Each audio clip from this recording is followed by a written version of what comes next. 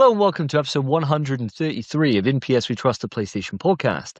My name's Davey and joined with me as always, and on my left is the fine wine himself, Mr. Philip Hoy.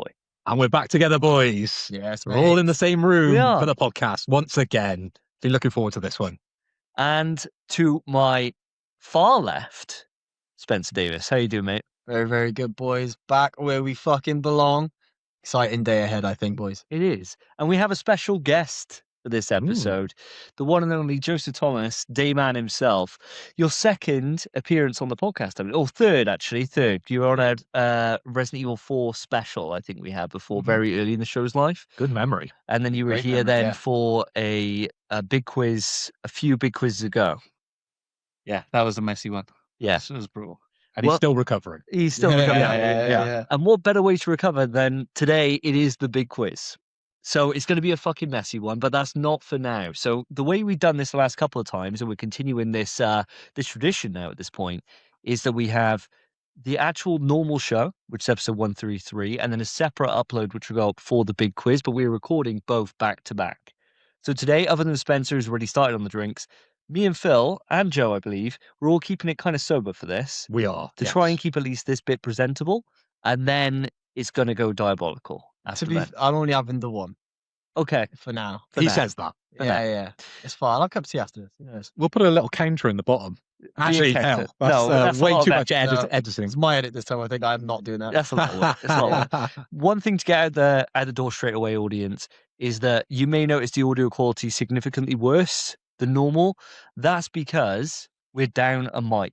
Yeah. So my mic literally broke today, just before recording. We all set up, all good to go, like we always were, or always are, and it just was not picking up anything.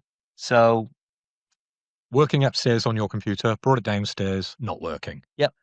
Something about the altitude affected it, I think. go down the two floors, Yeah. and then it's broken. It's Yeah. broken.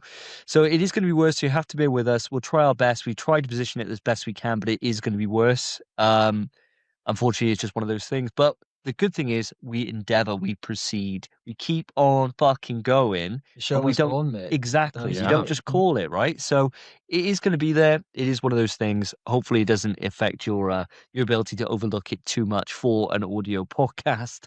But never mind.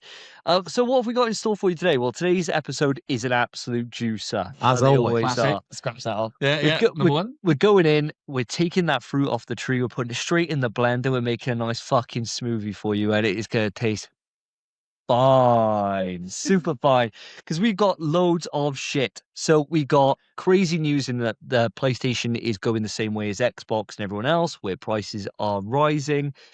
We got some really just crazy news all around when it comes to this doc today. There's some stuff in there that I'm thinking, oh god, it's a bad news doc generally, I'd say. When you prepare docs recently, they have been bad news bears, haven't they? Yeah. You've concentrated more on the negative than you have the positive. But hopefully there's a couple of things in there that we can turn around so they're a little bit more positive than maybe they first feel when we read them out. Yeah, I guess so. I mean, we'll wait till we get there. Yeah. But it's going to be a good old show nonetheless. So let's first off kick it off with the way that we always do on this podcast, which is with a question. And today's question comes from myself.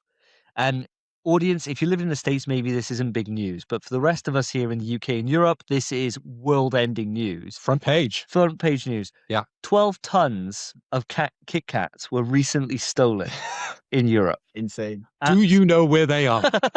Because we've got so many listeners now. We've got everybody on the Discord. Yep. We've got everybody on the YouTube subscribing. We've got so many people now listening to us on Spotify. We are asking you for help.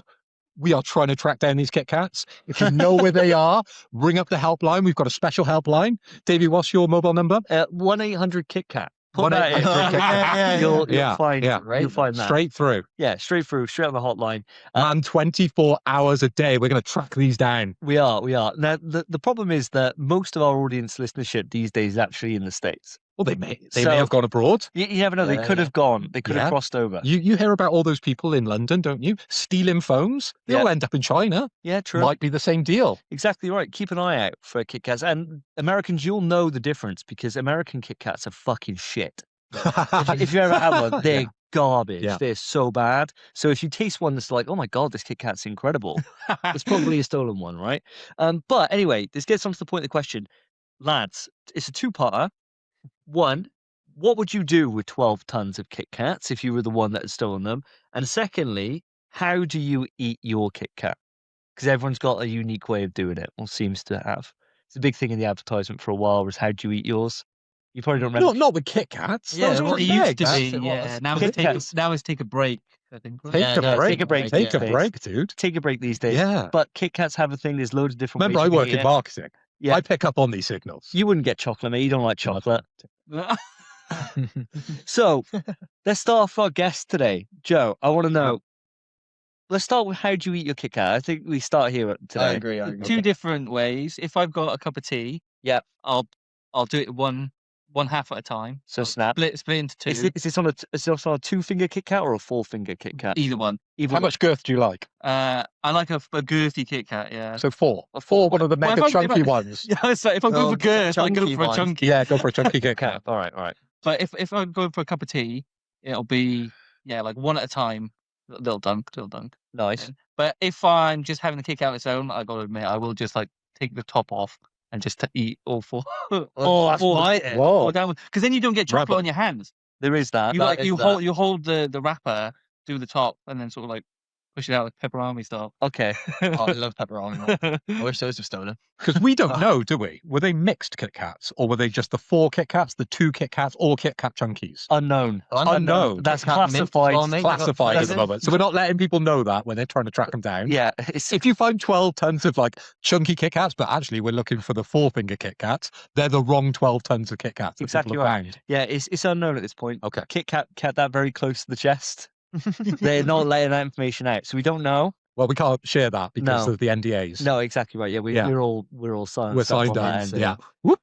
So, all right. So, pretty unique setup you got there. I think going for like the dipping. I'll get mine out of the way. Dipping, I completely vibe with you. Mhm. I think if I've got a hot beverage, a cup of tea, coffee, get it dipped, and I'm breaking each finger apart. You If dip it it's in your too- coffee. Yeah, Oh my 100%. God. And then you suck, and go like this. You what?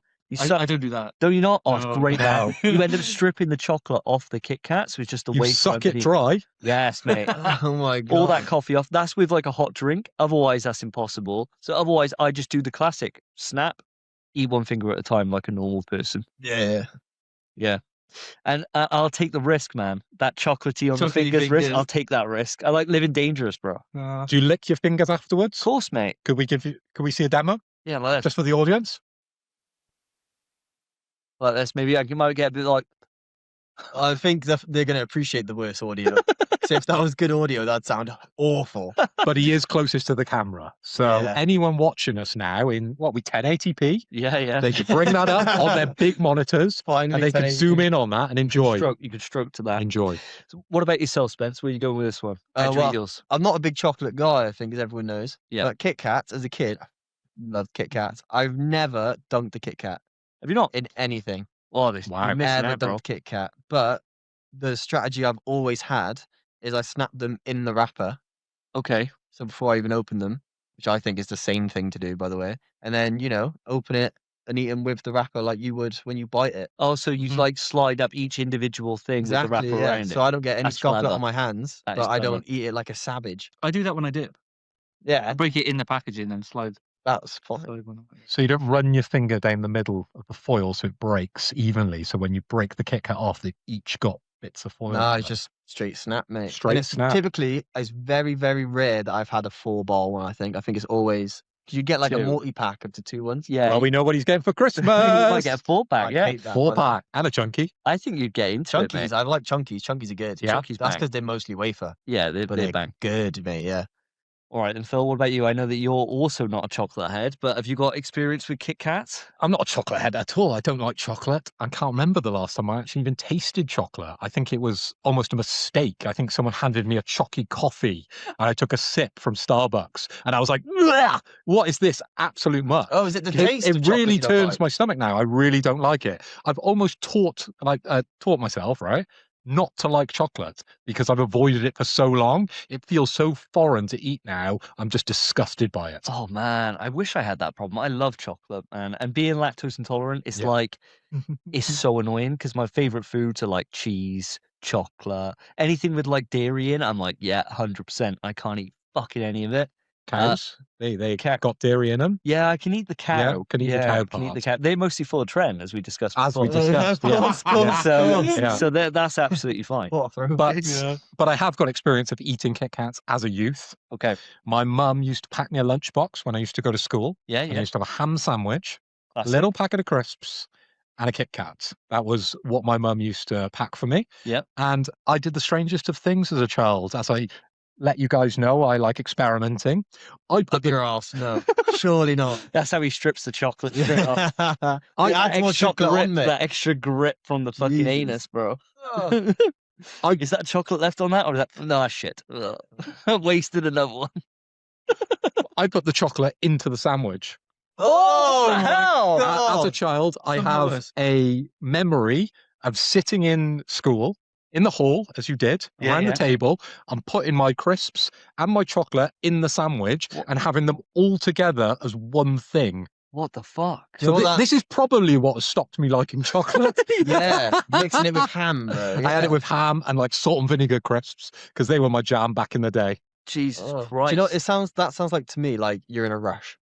yeah. Like you've I got wasn't. 5 minutes to eat all of this, so you just mix it together and go. Do you know the weird thing is, I reckon it'd probably be all right. You know, I think You it would like be, so? yeah. thinking about it. The more I'm thinking about it, I'm like, actually, because it's crunchy in it. It's not like as if it's a dairy milk in a sandwich. I think that'd be fucking weird. Too much chocolate, yeah. Yeah, Yeah. it'd be and it would just you'd know that you're just eating the chocolate because you bite through the bread, the chocolate's tougher than the bread. Whereas being the wafer of a Kit Kat, Mm. it probably That's that wasn't bad. It crunch. probably added that texture of it a little bit. Still to today, Probably though. mank. Still to today, I do put crisps in sandwiches. As Yeah, you classic. should, though. Yeah, you that- should, But yeah. I don't put chocolate in sandwiches. I don't like chocolate. So maybe that experience has taught me kind of a life lesson not to put chocolate in a sandwich and not to eat chocolate at all. Maybe. It's a good lesson. You didn't do it every day though, did you? I just remember doing it the once. Okay. And maybe the once was enough. Yeah, get home. No, Have no, no more believe Kit it, Kats, yeah. please. Yeah. No more Kit What, Kats, man. what have I done? Move on to Serene. That's what I wanted. Jesus Christ. If you had a cup of Little tea malt as well, loaf. would you dip the whole then mixed sandwich in the cup of tea? A cup of tea as a child? Are you Yeah, mad? Did you have never have tea as a kid? This is primary school. Yeah, I have cups of tea. A Not nice in milky school, I tea. suppose. Nice but when I was- milky tea at I'd home. have cups of tea. Did the ladies give you tea? No. Yeah, Like when I was Different home. in Newport, isn't it? Yeah. They're like, yeah, Can't that's drink fine. the water. It's not Yeah. safe. Yeah, That's yeah. why. Gotta boil it all. Gotta boil it cup all. of coffee, boys. Yeah. What's that? Yes, miss. Oh, yeah. Spencer's teacher's there. His mum. Yeah, his mum, yeah. Fair enough. Well, do you know what? I'm not shocked, but I kind of a little surprised that everyone's got their own different ways. Yeah, it's right? I quite thought there neat, might that. be someone that like ties up with someone else. Hmm. We've all got different ways of doing it. So this then brings us on to the question: you've got 12 tons, lads. Say in this scenario you've intercepted the 12 tons, you've just got them, and let's say there's not really. You don't have to worry about the Kit Kat mafia coming after you or anything else. You don't need to hide them. You don't need to squirrel them or look over your Oh, shoulder, right? You've just got 12 tons of Kit Kats. Yeah. What are you doing with them? Spence, start with you. Right, because of what you've just, prefaced there, I'm selling them, mate. I don't like chocolate. I'm not going to eat them.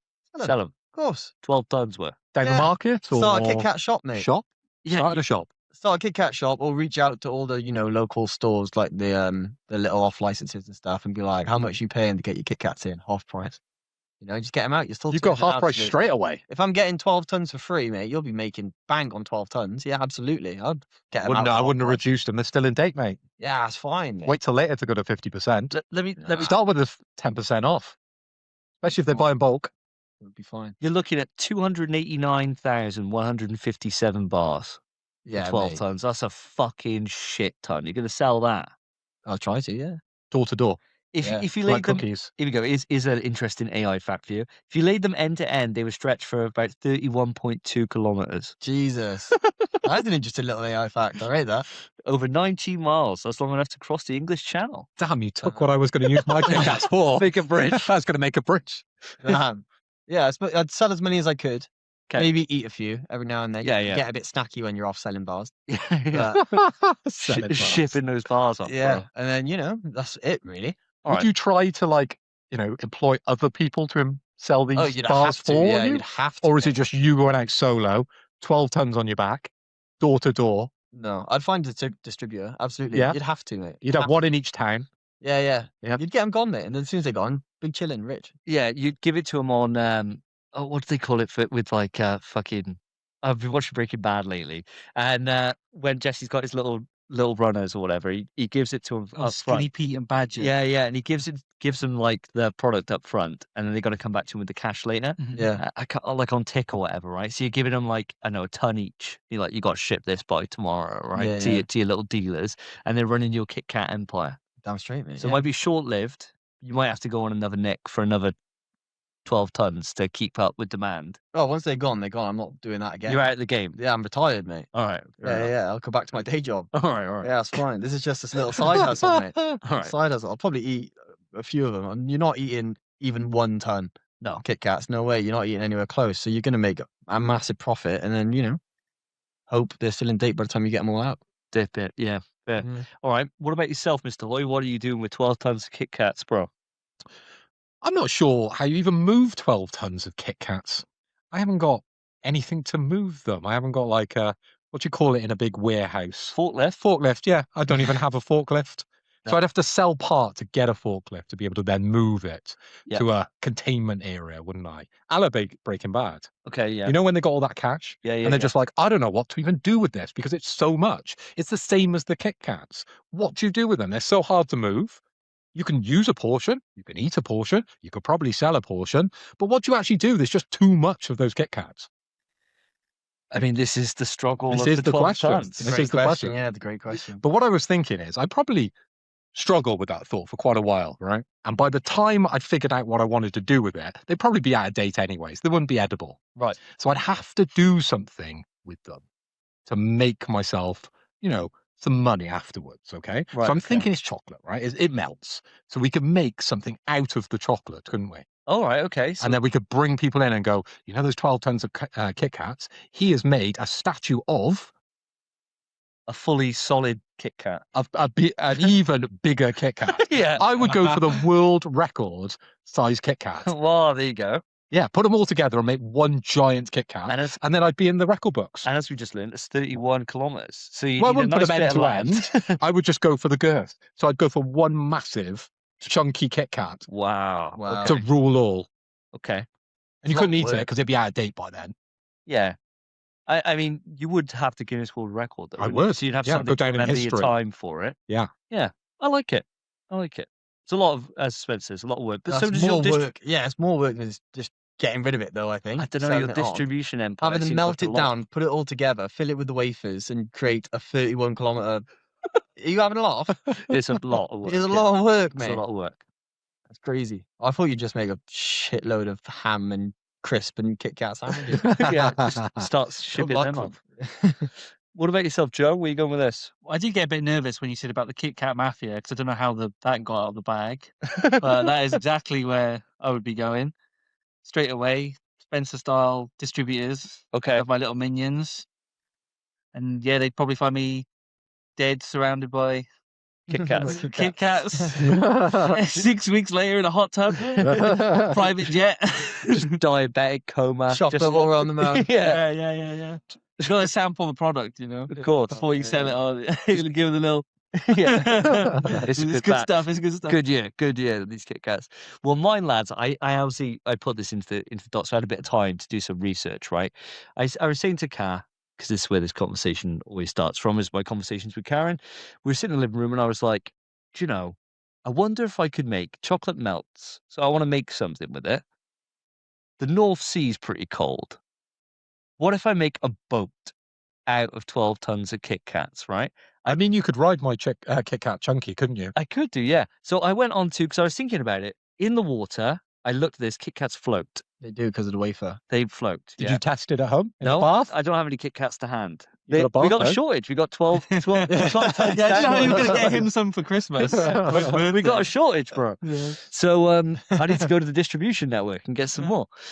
So I looked it up, and it would take approximately 5 to 6 tons to make enough to be able to hold somewhat of my weight in terms of like a boat structure, right? And then I said to AI then, well, I've got 12 tons. Could this survive in the North Sea? And they said, well, the additional 6 tons is like structural support for the vessel. And yes, I can make a boat then out of Kit Kats. So I can make a full North Sea vessel made solely of Kit Kats. You can do that. Is that what you would do? Yeah, I think so. That's mental. I think I would, because then I could just go and we go to Bristol Harbour Festival or whatever. I could just cruise down in my Kit Kat boat. Get a little bit hungry along the way.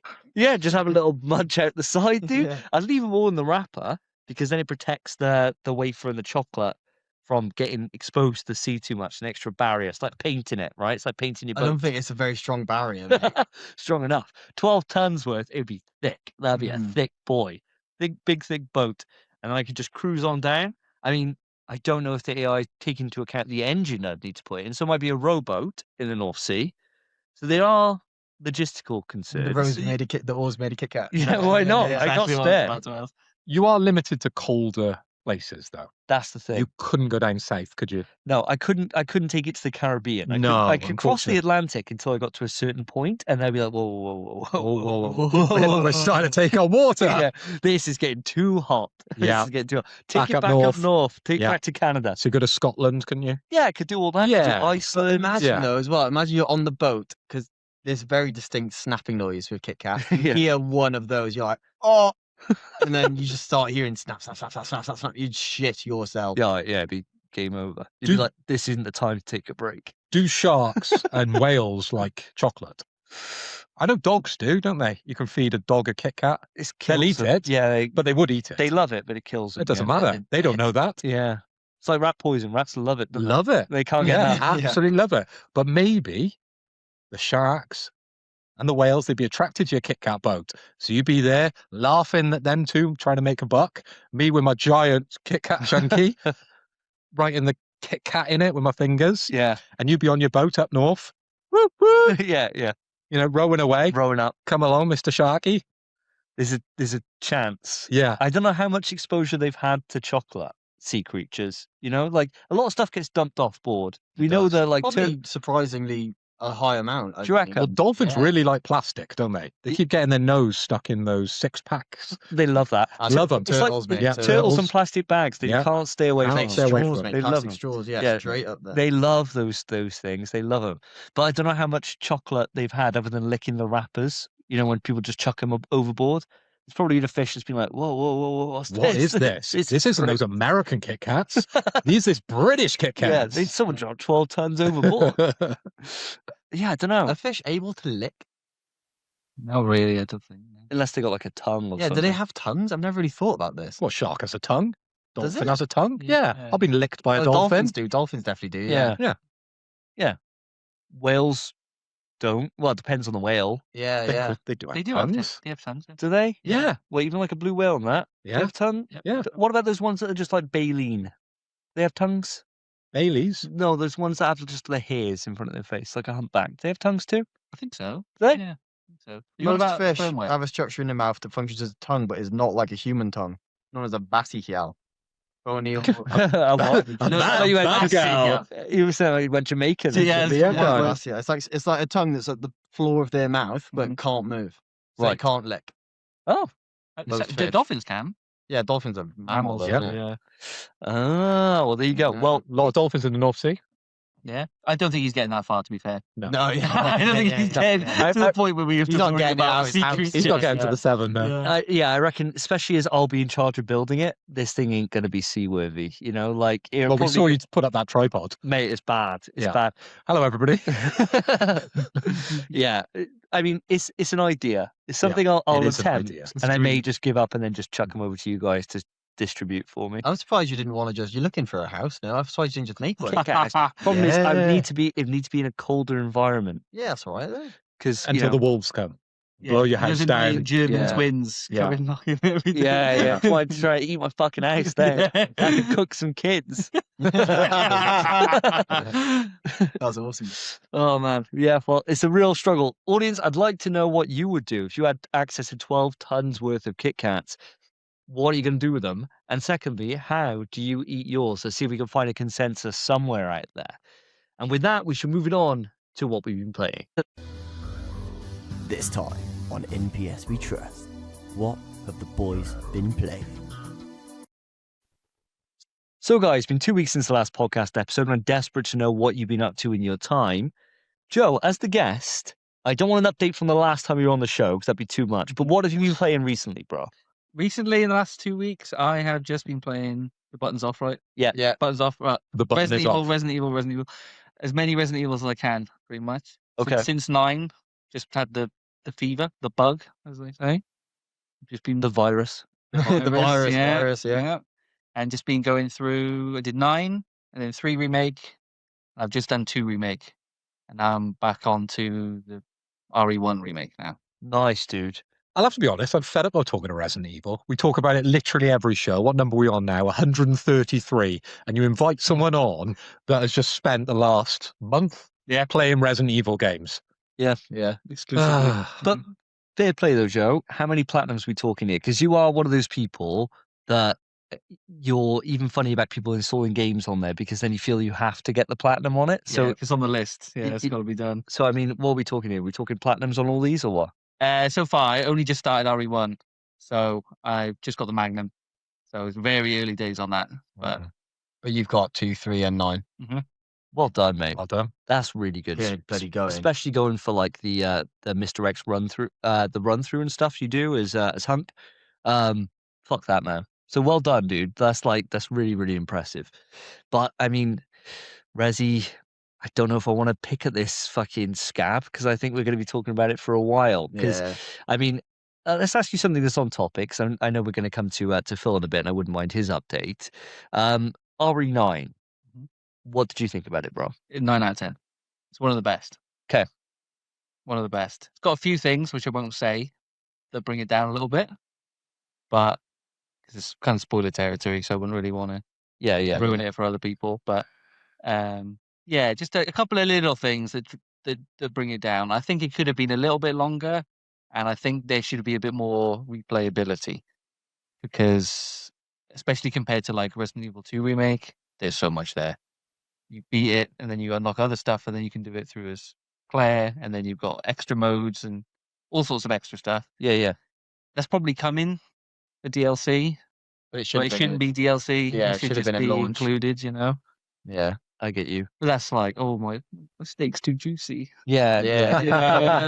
It's such a great game. It's too buttery. Yeah, my lobster's too buttery. Oh. Well, it's interesting that you're vibing on the same lines as me and Spence. I think we both went for 9 out of 10s on this, didn't we? And this would be a perfect transition over to yourself, Phil. We're actually going to skip Spencer for the first time. We're going to come back to him in a minute. Yeah. RE9, you finished with it now? I am finished. I have completed Resident Evil Requiem. Well done. Haven't got the platinum.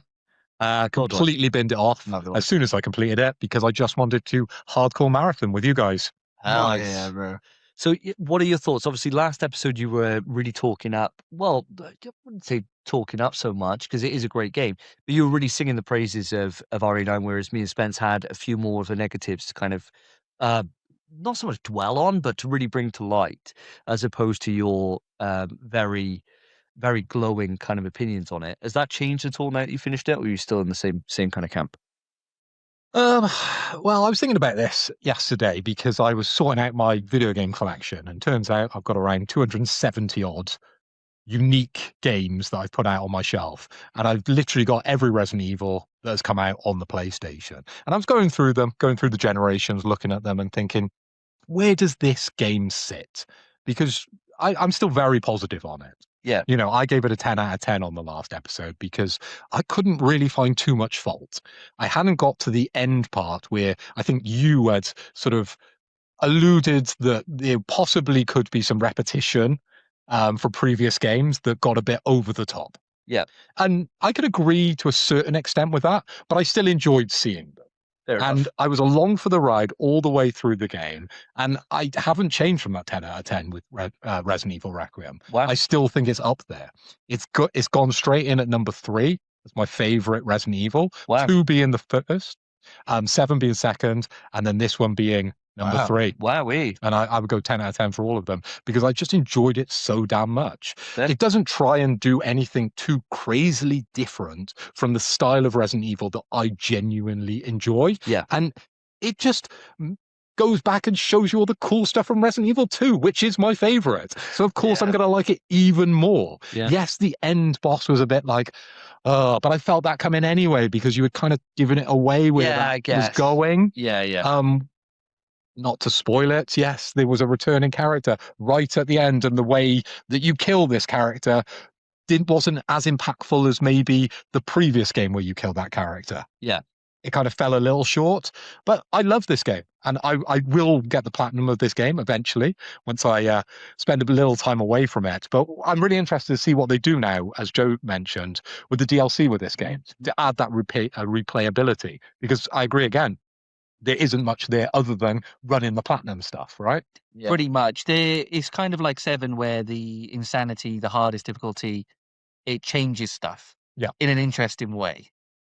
Especially at the beginning in the care center. Yeah. Which I gotta say is probably one of the best It's my favorite sections in any Resi. RE game. Yeah, agreed. Honestly, I thought it was unbelievably good. Agreed. Yeah. Completely agreed. It's I mean, it's one of those things where, I was talking last time. I was talking a lot of shit and saying like how much I was disappointed with certain things, and it didn't for me, especially looking over the modern suite of Resident Evil, that we've been on such a good run for such a long time have. now. That I don't think it rises to the heights of 7. It's better than 8 for sure, but I don't think it's better than like 2 remake, 4 remake, or 7. But it kind of sits there. It's a great Resident Evil title. 9s and 10s, not fucking bad shout, is it? Not No. bad shout I at will all. say I'm kind of souring on it the longer I'm away from it.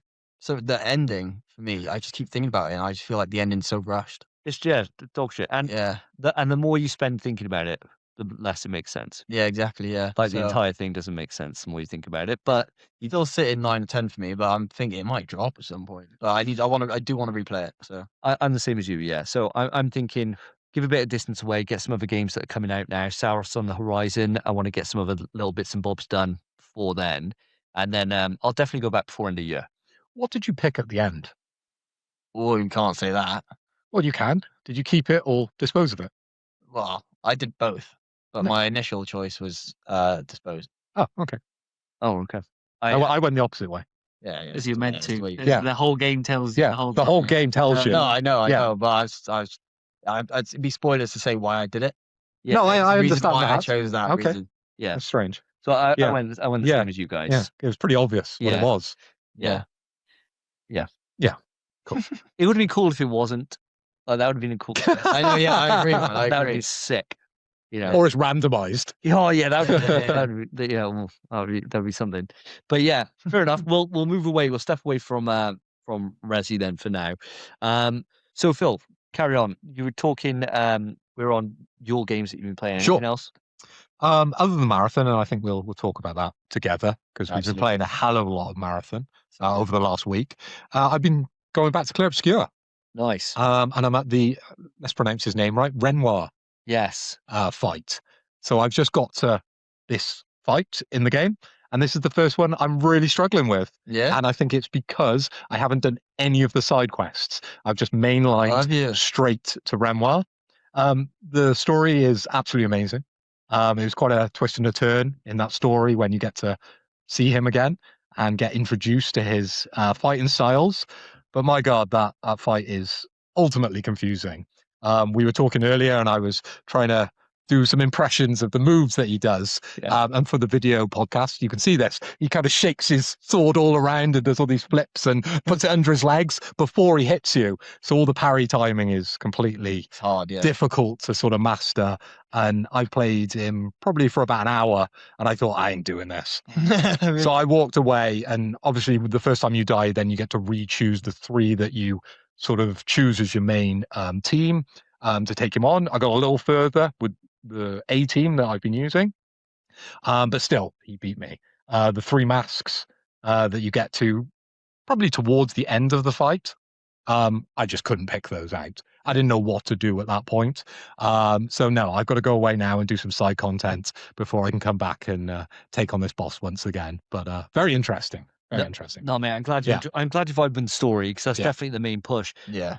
I know you and me played this very similar, I think, Spence, didn't we? In terms of any time there was side content, Get it done before going back to main. Yeah. Absolutely, yeah. 100%.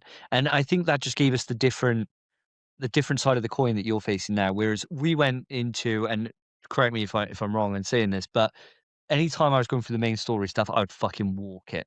Like absolutely, I'd just walk straight through it. It was never an issue. But that's because I'd cut my teeth and got my fucking head kicked in on side content. Yeah. Because I was way under leveled to go into some of this side content. It would come up like danger, like going in, and I'd have like literally a 15, 20-minute fight with like one goon. And I'd be like, holy shit. And then I'd get through that though and like level loads, like absolutely blast up levels. So then by the time I cleared that level, that area, I was at like kind of the right level to kind of take it on, I suppose. But then it meant when I came back to the main story line, just fucking smoked. Is that the same for yourself? Exactly the same, mate. Exactly the same. Every single time it popped up danger, I was like, ooh. It's a challenge, It's isn't it? like, yeah, get me in there. Yeah. Like, I loved it, mate. Every single time I saw that danger sign, I went straight in. I thought, this is what I'm doing until it's done. And then I'll go back to the main. So all the main story, other than like, I suppose the start, as soon as you start doing the side content, the main story was a piece of piss. Yeah. I think I one-shot the final boss. Yeah. And one shot. I definitely one-shot the final boss. Yeah, several ones before. It's a shame, I suppose, but the side content's brilliant. So it's hard not to do it once you start doing it. It's really, really fun. Well, my situation very much forces me to go and do that because I'm unlike you guys in the sense that I'll sit there and just hit my head against that brick wall until I break through it. I need a leg up now because I don't want to just struggle. I want to go away, experience what you guys have been talking about and bigging up that I've missed out because I just want to get through the story. Yeah. Because I'm so intrigued of what actually happens at the end. And even though I'm quite far into sort of Act 2 now, I believe. Yeah, I say you are. I still don't really know what's going on. No, you won't for a while. So I need to know, but I need to get past this boss. And the only way to do this is now to do some side content. Mate, I think you're gonna really love doing the side content stuff. You get some great fights, and most importantly, you get great pick toss and gear as well. I think the side contents, other than obviously the story, the side content's better than the main content. I love exploring those areas, and you find so Fantastic. much cool stuff. Yeah. And like the audio logs are great, and all those things. Like I loved finding those audio logs. I think that was a major like hook for me to find out like you know when you see those flags for the previous expeditions. Yeah, you find their journals. and Yeah, stuff, I loved that, and hearing the different ones, and some of them in the fandom have taken on proper. People really vibe with them, like the Muscle Crew and all Everyone these. does then, Yeah, like there's so many different ones that just they died in either stupid ways or whatever, but then it shows how you're able to reverse the landscape is because the path that they've laid for you, and I think it's just so fucking cool. Those who come really- after, bro. Yeah, it's all For just those clever. after, yeah. It's all clever, but I'll look forward to seeing how you get on with this and with some of the side quest content and how easily you dick that big sheep blob thing right at the start. Yeah. Have you not come back to that yet? No. Oh my god. I haven't seen Smoke that. his ass, man. I haven't seen that. My god. Yeah, that 'cause sheep. it's right after when you come out of the underwater section. Okay, yeah. It's right there. It's on your left. Yeah. It's only left after you come out there into the open world bit. Before the underwater, no? I think I'm sure it is. It's like when is you it? first come out into the overworld, You before sure? you get to the water, it's to your left. Because I did it without who you find in the water. Oh, well, without my out. Yeah. Did you? I'm pretty sure I did, yeah. Oh wow! I thought you have to go off and find.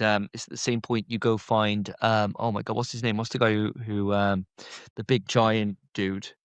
SKA. Eskia. Oh, that's I thought it was the time you can split off to get Eskia. way before SKA. Is it? Way before SKA. Ah, well, whenever you get to him, let us know how long that takes. Okay. Because for us, it was individually It like. took me 50 minutes. Yeah. 50 minutes just parries. Yeah. Because I got hit once, I died. Yeah.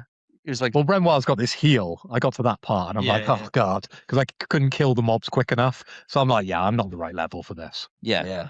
So yeah, I'd love to know if you get into and you beat him in like one hit. I'll be like, fuck, because it was such a struggle for when I did that. But I look forward to hearing your updates on the next step. I'd say, Joe, you're looking to play that soon, right? Oh yeah, Hell yeah. it keeps going down the list though. The more other games that are coming out. It's But got to get up, I man. kind of waited for it to come on premium, to be honest. I don't think it will. Not for a while. No. Not for a while. It's still It's been selling out like for a hotcakes. year. Yeah, Yeah, it's but still selling. though. And I mean, Christ, it's the most awarded game of all time at this point. You know they're going to put out another box that's like Game of the Year edition, which just has the DLC on the disc or something. And please And- re-release the monolith. And or the DLC not on the disc. yeah, And all just that. downloadable. Yeah. It's just the same disc. You It's just a different box. You could just see the case to be like Oh. winner of X amount of awards. You won't be whatever. able to see the game. Yeah, it would art. just be It'll just Oh, be like awards. Arkham City. Yeah, I remember that. Yeah. Game of the Year edition. So yeah, I would definitely advise to put it up your list 100%. But get your resi, you know, you've only got so many resis you can do. So as soon as you're done with them, get on and do it, bro. You won't. Please, You mate. will not regret It your is life choices. fantastic. And so with that, we'll move over to yourself then, Spence. We'll save Marathon for now. So what else have you been playing, my dude? I've only been playing one game. Marathon, baby. All right. Well, It's all I'm doing. Anytime I get any spare time, games like this, and I said this to you earlier privately, games like this, I've never played on my own. I always just wait till my mates are on, and then we all play as a group. I love Marathon so much that I'm playing it on my own, farming for loot, leveling my contracts. I can't get off of it. Sometimes I'm hanging out, so wherever I'm doing, it's just on my mind all day. well, as it's on the mind, should we just go through it now? Otherwise, it's going to be a big, a big kind of sit-in lump that we'll Got it, kind of mate. avoid. So This go is on, let's- such a turnaround from his views It's last changed. episode. Yeah, it's changed. Yeah. Because I put out a short where I was thinking you were quite negative on it. And that night we played together and you were just gushing about how Yeah. much you enjoyed this game. Yeah. And I'm like, am I playing with the same people that was on that podcast Yeah. that I was listening to? You've changed, Spence. I don't know what happened. Something like ticked in me. It's the kind of thing where you learn more information. As you learn more, you want to then go further and further and further and learn more. You've learned the maps. Now you understand how it works. I've started figuring out which attachments and which implants to actually use, rather than just dashing on whichever ones fit the gun. I'm actually reading what they do. Fuck, man. Yeah. What rating did I give? Did we give it 9. ratings? I gave it 9. You gave it a 9 with potential to grow. It's grown. It's a 10. 10. Yeah, 100% it's a 10. This is a game I could see myself playing until the servers go offline. I love Next this game. week. Yeah, next week. Next week. But I'm balls deep. I really just want to play this. I'm thinking about it now, man. I'd happily just chuck all this way and hop a marathon. To be Yeah. honest, I love it. What about yourself, Phil? Obviously, you and me last time, very, very positive on it. Yep. I think we both came in. You actually came in the lowest out A of little all of bit us, I lower think. than you guys. So Point down. I think I was 8, wasn't I? I think you were an 8 with the same caveat, potential to grow. Has that Potential to grow. changed? I don't think I'm at a 10 yet, because I haven't conquered the struggle which I sort of alluded to in the last episode, where I was saying I still don't understand the story. I haven't spent any time reading the information, going through and understanding why I'm doing these quests. At the moment, I'm at the same stage as you, Spence. I am reading everything within the menus to try and get that tactical advantage, okay? So we understand everything about our characters now. We understand everything about all the different implants, all the different weapon attachments, etc., etc. So when you're setting up to do a run, you know what you're doing, as opposed to kind of just understanding what the mission is, and I'll just put on any kit that just fits. Yeah. You know, we've grown as a team, I think. And we've got tactics as well now, boys. We actually understand the best way to sort of play together. So yes, it is jumping up an extra mark. So I'm at a 9 at the moment, but I'm still going to caveat it with room to grow, because we've been playing literally every night this week outside Thursday. Yeah, it was. Yeah, every single night. Yeah, we've just been on, and that goes back over the weekend as well, because obviously that's just 3 days. But we've been playing a lot of marathon, haven't we? We have. And it's just crazy fun. And it isn't just about being with you guys, but that does make it better. The game is genuinely fun to play. And for anyone out there that hasn't given Marathon a chance and is still playing Arc Raiders, boy, you got to move over, because the shooting in Marathon, I've heard from people that have done a comparison between the two, is so much better, but it's roughly the same game, other than Marathon shooting has chops. Yeah, it does. And those chops are fucking incredible. I mean, I'm kind of, I don't know if I want to go to a 10, but I'm not far off, you know. I'm really not far. I'm definitely strong 9, like strong 9. Do I think I've experimented with more shells now? I think is part of. Oh, I haven't done that. Last at time all. I'd only played with Vandal. Vandal is like one of the bottom 2 shells. Yeah, along with mine. Yeah, Recon, yeah. A lot of people say Vandal's the worst, because really their ultimate resets their heat bar. That's what it does. Oh. It makes it last a bit longer. And then the little blast thing with no third ability, they just get a double jump. They're not that good.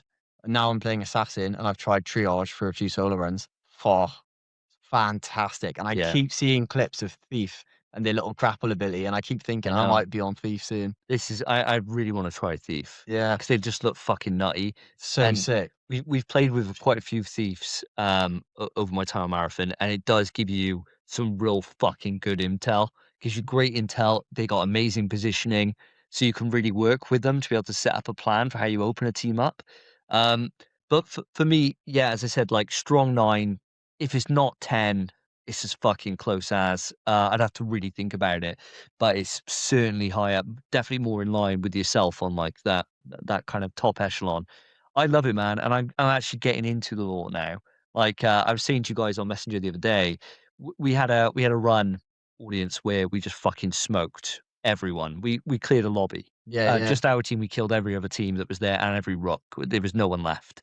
Just us. We had the entire map on Diamarsh to ourselves. Our bags were not big enough. Yeah, No, yeah. it sucked. Yeah, You were going along to dead bodies and thinking, Oh, how annoying. it was crazy. There was so much stuff, but I made room to take a rare thing of tick milk. So I could Yeah. be like, I want to read about this. Like, what the fuck is tick milk? And so I came back after you guys logged off, went onto the codex, read about tick milk. And it's like, oh, cool. So what is tick milk? Tick milk's just something the little tick eggs, Yeah. things that are there, like they're there for like colonists to be able to produce food and resources from. 10 out of 10. 10 out of 10, baby. So it's like I'm getting into it a bit more, and the things that I'm liking is I'm quite far into the mission structure for everyone outside of Sekiguchi, which I'm still on like levels like Same as me. Yeah, like Yeah. 5 missions in, Mine's like low. not far in. And but the rest of them I'm quite far in, especially with like Arachne and stuff like that, because we're doing so much PvP. Um, that I'm just getting quite a lot of information, and I love that when you do go into the codex, not only do you get the lore snippets, but that's how you get like different skins or weapon mods, or like you just get random shit as well. Like if you're running low on your vault, go into your codex and just start taking some stuff off, because you'll just randomly get weapons and all sorts of stuff from it. Go into the news.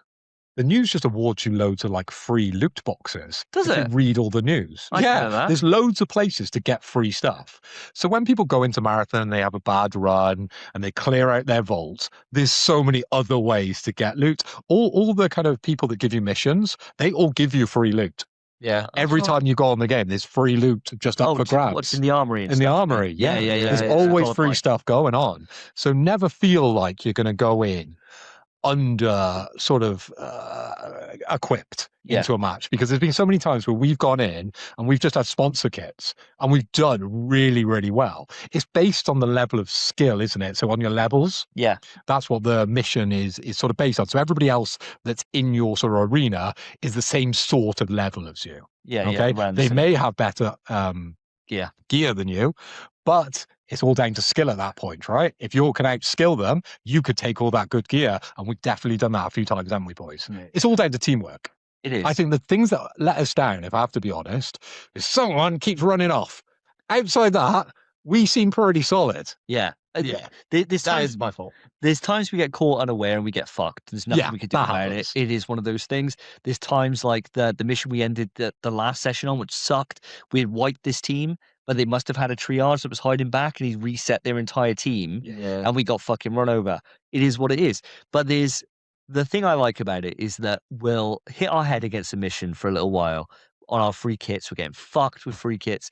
And then the other night it was like, fuck it, I'm just tooling up.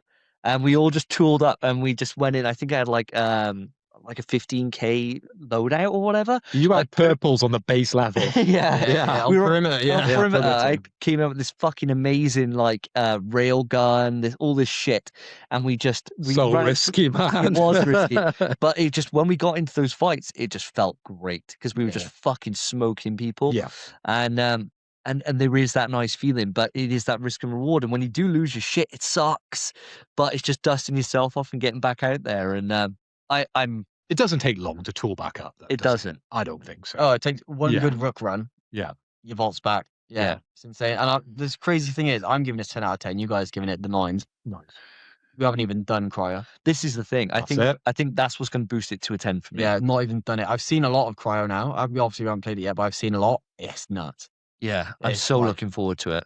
Mental. 'Cause- It's going to be rough going, but that's Loot City. Because the thing for me, Pinwheel was mental. Yeah, I know. Yeah, learning Pinwheel and Yeah. how to get into the base and all that stuff, and we're still fucking learning different ways to Yeah, get in. yeah. Like with the switches the other day on the destroyed hangar bit that we were I figuring out. found one of the switches. I know where it is. You pretty much need to be thief to get it. Okay. Because you need to fly off with a drone. It's outside behind a bit of thing coming off, and you can't reach it unless you're on the ground miles away and you snipe it, or you got a thief drone. Oh, really? Yeah, so Ah. that's what Oh, it there you was. go.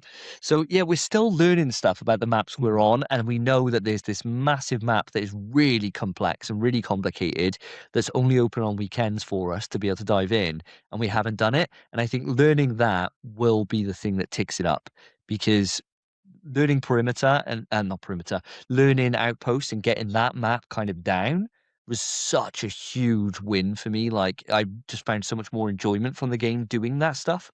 How do you feel about it only being open on a weekend? I'm happy with it personally. Yeah, because it means that you get this limited time where all our vaults, right? Say, for example, we're on the verge now of being a fully purple and blue vaults, right? Yes. We're there. Yeah. And it won't be long before we're all full purples, right? And everything's kind of purple and we're running with purple all the time. That won't be far off. Maybe the next 10 or levels or whatever. The next 10 nights. That's what I thought you'd say as well. No. And then I'm up for it. 100%. And then it's a case of, right, well, we need the golds. Yeah. And the golds are in cryo. So it's like, right, well, let's just go in. And it'd be one of those things where we go into that weekend, we might have a full vault full of purples. We got every loadout we're taking out is 15 odd K, and we're losing that shit. And we're losing it all the time. Yeah. And then it's a case of building it all back up then across the following week to then splurge it all in cryo, right? And like that's the hook. And I really like it. I do. I think it's really sensible. But you can't go drinking on a Saturday night because Who we've is got to that? run cryo. Well, cryo's open on Thursdays. It opens on okay. Thursdays now. Thursdays until Right. Sunday. So good. So we Thursday could night. do it Thursday night. That'll be yeah. all right. Next Thursday we could do cryo. Weekends, a little bit difficult to spend that time, I think. Yeah. Yeah. 'Cause you kind of want to, either drink with the boys or spend time with the missus on a weekend, generally. Thursday. Yeah, Thursday night. Cryo Thursdays. The benefit is that the weekend thing that you say, I Yeah. love the weekend only thing. I think it's so smart because people can't just keep farming it and getting absolute gold reds. It's insane. But the beautiful thing they've done is all the keys to access all the special places in cryo aren't in cryo. You have to get them from perimeter, dire marsh, and outposts. So you have to farm the other ones. Right. So you can't just farm cryo. Brilliant. Great idea. Great idea. Excellent game design. Yeah. Fantastic. It really is. I think Bungie cooked here. And I mean, this is something we're going to be talking about for the long term. So I'm happy to kind of move it on. But I do want to just come to you briefly, Joe. Obviously, you played the Server slam. Service Slam with Mhm. us.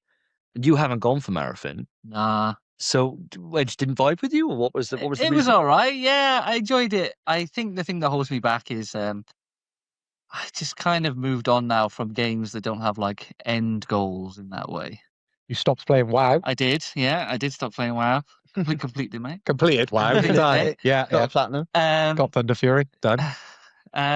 Yeah, it was fun, and I did enjoy it with you guys. But I think going straight from High Guard, I think it was dead to begin with. I don't know.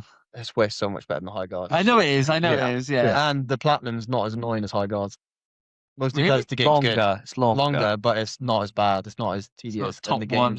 game's better than High Guard. So Oh, it's yeah, more yeah. fun to do. The platinum's like fine, by the way. It's really not bad at all. No. Like we'll have it soon. Yeah, it's just time. It's just time because you got to be level 100 and max out factions, so they take a while. I think at this point just coming up on the verge of level 50. I'm 35 hours in. That's going to start scaling soon as well. I don't know. It doesn't seem to. Yeah. It seems like as if it's the same XP for every level, but I'm not sure. I haven't noticed any difference in like XP requirement. I haven't been on like a level for a long period of time. The issue with that though is we're better now. We're leaving with better loot and we're killing more teams, so we're earning more XP. Yes. That might be why. Maybe. Did you have a platinum for that game? High Guard. High Guard. Yeah. You did. Yeah. Whew. Yeah. Thank God. Because that would have Yeah, that would have bothered you. annoying. Yes. Yeah. Yeah. Fair play. No. Yeah. That'd be bad for you actually, wouldn't it? Yeah. Well, I think I got it first, didn't I? Out of the three of us. And I was like, "Fuck that game." I think Dave I got it first. I think I Davey got it got it first. I think you were the following night. Yeah. Now is Spence going to get it or not? You know, because you and me were done. So I was like, I might have to install it. Let's move on. Let's move on. Service line, boys. Yeah. No, but fair enough, Joe. I mean, it's one of those things. Maybe if they have like a free open weekend, something like that, maybe you could dive on. The issue would be if you did have it right now, it is teams of 3. So you know, we're mostly on together at the moment. Yeah, we're doing good for that. We're quite bad actually, but I think we're all so keen for marathon. We're actually nailing it. Usually one of us just isn't there, and it's been me. Whenever one of us is sure, it's been me that's not been on. Yeah. You are still lowest level, aren't you? Yeah, mate. Yeah, out of the 3 of us, which is strange because normally me. Yeah. No, you and me is absolutely. We've all been sweating it. I mean, like my in-game time, my card, which may not be accurate because I'm waiting in menus, things like that, showing at 35 hours. And I mean, you guys got to be not that far behind. And mine's going up because I am playing on my own a lot. Oh, there you go. Yeah, mine is going up. Love it. What a great game. What a great game. Audience, we'll save you though, because we'll gush about it forever. I got a few little updates, and then a kind of bigger game, I suppose. So for me, just to let you know, I said on last episode I was very close to platinum on Split Fiction. Me and Cassie only had a couple of things to do. Well, happy to admit, I've now got the platinum. Ooh, that's a platinum. Congratulations, mate. Yeah. Who did the bike bit? You or him? Me. He was right. Yeah. He had to drive it though. Yeah. And I was like, you can't crash. And he did it in 1. And really good. that was our last trophy for me to be able to get the platinum. And so my platinum video on it is mega wholesome. It's Cass just popping off. He's like, I told you I wouldn't crash. Told you. Oh, so sweet, mate. So it's one of my favorite platinum videos I've got, I think. And then I helped him then to get his platinum. Because you and me had done the bombs away, the hot potato trophy, the one where there's a bomb mini game and you can't let the bomb explode. Yeah. And so I had to do that with Cass. And I was like, look, this can be one of those things. It's basically what it is. There's like 6 stages of a mini game where you've got a bomb, you got to throw it between yourselves and put it into a bunker to destroy the bomb. Simple as that, right? If you throw the bomb, the other person doesn't catch it, it explodes. If you leave it too long, it explodes. Bomberman. Yeah, basically, It's like a quiz show kind of thing, like an obstacle course, but you've got the bomb, you can't hold it for long enough, and there's walls in the way, so you have to time when you throw the bomb back and forth. It's quite well made, I think. It's a good little puzzle. Really good. Yeah. And so there's a gold trophy tied to that, which is called Hot Potato. And so I was like, right, okay, Cass, this one's the only trophy you need now. It's going to be tough. We're going to have to learn about perseverance and just reloading the save, right? Just reload it every time it explodes. And fair play to him. It took us 2 nights of constant going until he kind of had it, but he did it. And so he's got his 2nd platinum. Oh. So little Cass, that was play. So that was great. So he's doing really, really well. That doesn't count on your it doesn't count overall figure, does it? No, you're not counting both accounts like I do. No. He's got his own account, and so I think now he's. He was saying about going for Astrobot Platinum, but I'm not sure. We're playing 700 hours in Goat Simulator. We got a lot of hours. I've got that platinum. We got a lot of hours. I got in Goat Sim. 1. They're playing 3. I got 1 and 3. Yeah, it's fun 3. I'm enjoying it. It's amazing, bro. I'm really enjoying it. I really am. Has he not got the Playroom? Astro's Playroom Plat? No, because he played it all on my account. That one he could do. Very easy. He could do that. He could do Astrobot too, because Astrobot itself, he could do that as well, because he's beaten the final boss. He just goes onto my save and just goes and runs it through. So he's done a lot of it, but just hasn't done it on his own profile. Because he likes being able to pick the levels that he wants to go to. Yeah, you know? chapter select kind of thing. But in terms of other games we've been playing, Life is Strange Reunion I mentioned on the show was coming out pretty imminently. And it's out now. And so because of that, I thought, right, I don't really remember the story for Life is Strange Double Exposure. And I only had one more run to do because there's 2 different kind of ways you can play the game. And after I played it through the first time, I was like, fuck playing this again. Because I didn't like it very much. And so I was like, well, I don't remember why I don't like it. So I'm going to just see it through and it would get me ready for Life is Strange Reunion. I've played it through for a 2nd time and I've earned the platinum. It's I see why I don't like it. Yeah, it's got problems. I mean, Life is Strange Double Exposure it's just badly written. To put it bluntly, the ending's just dog shit.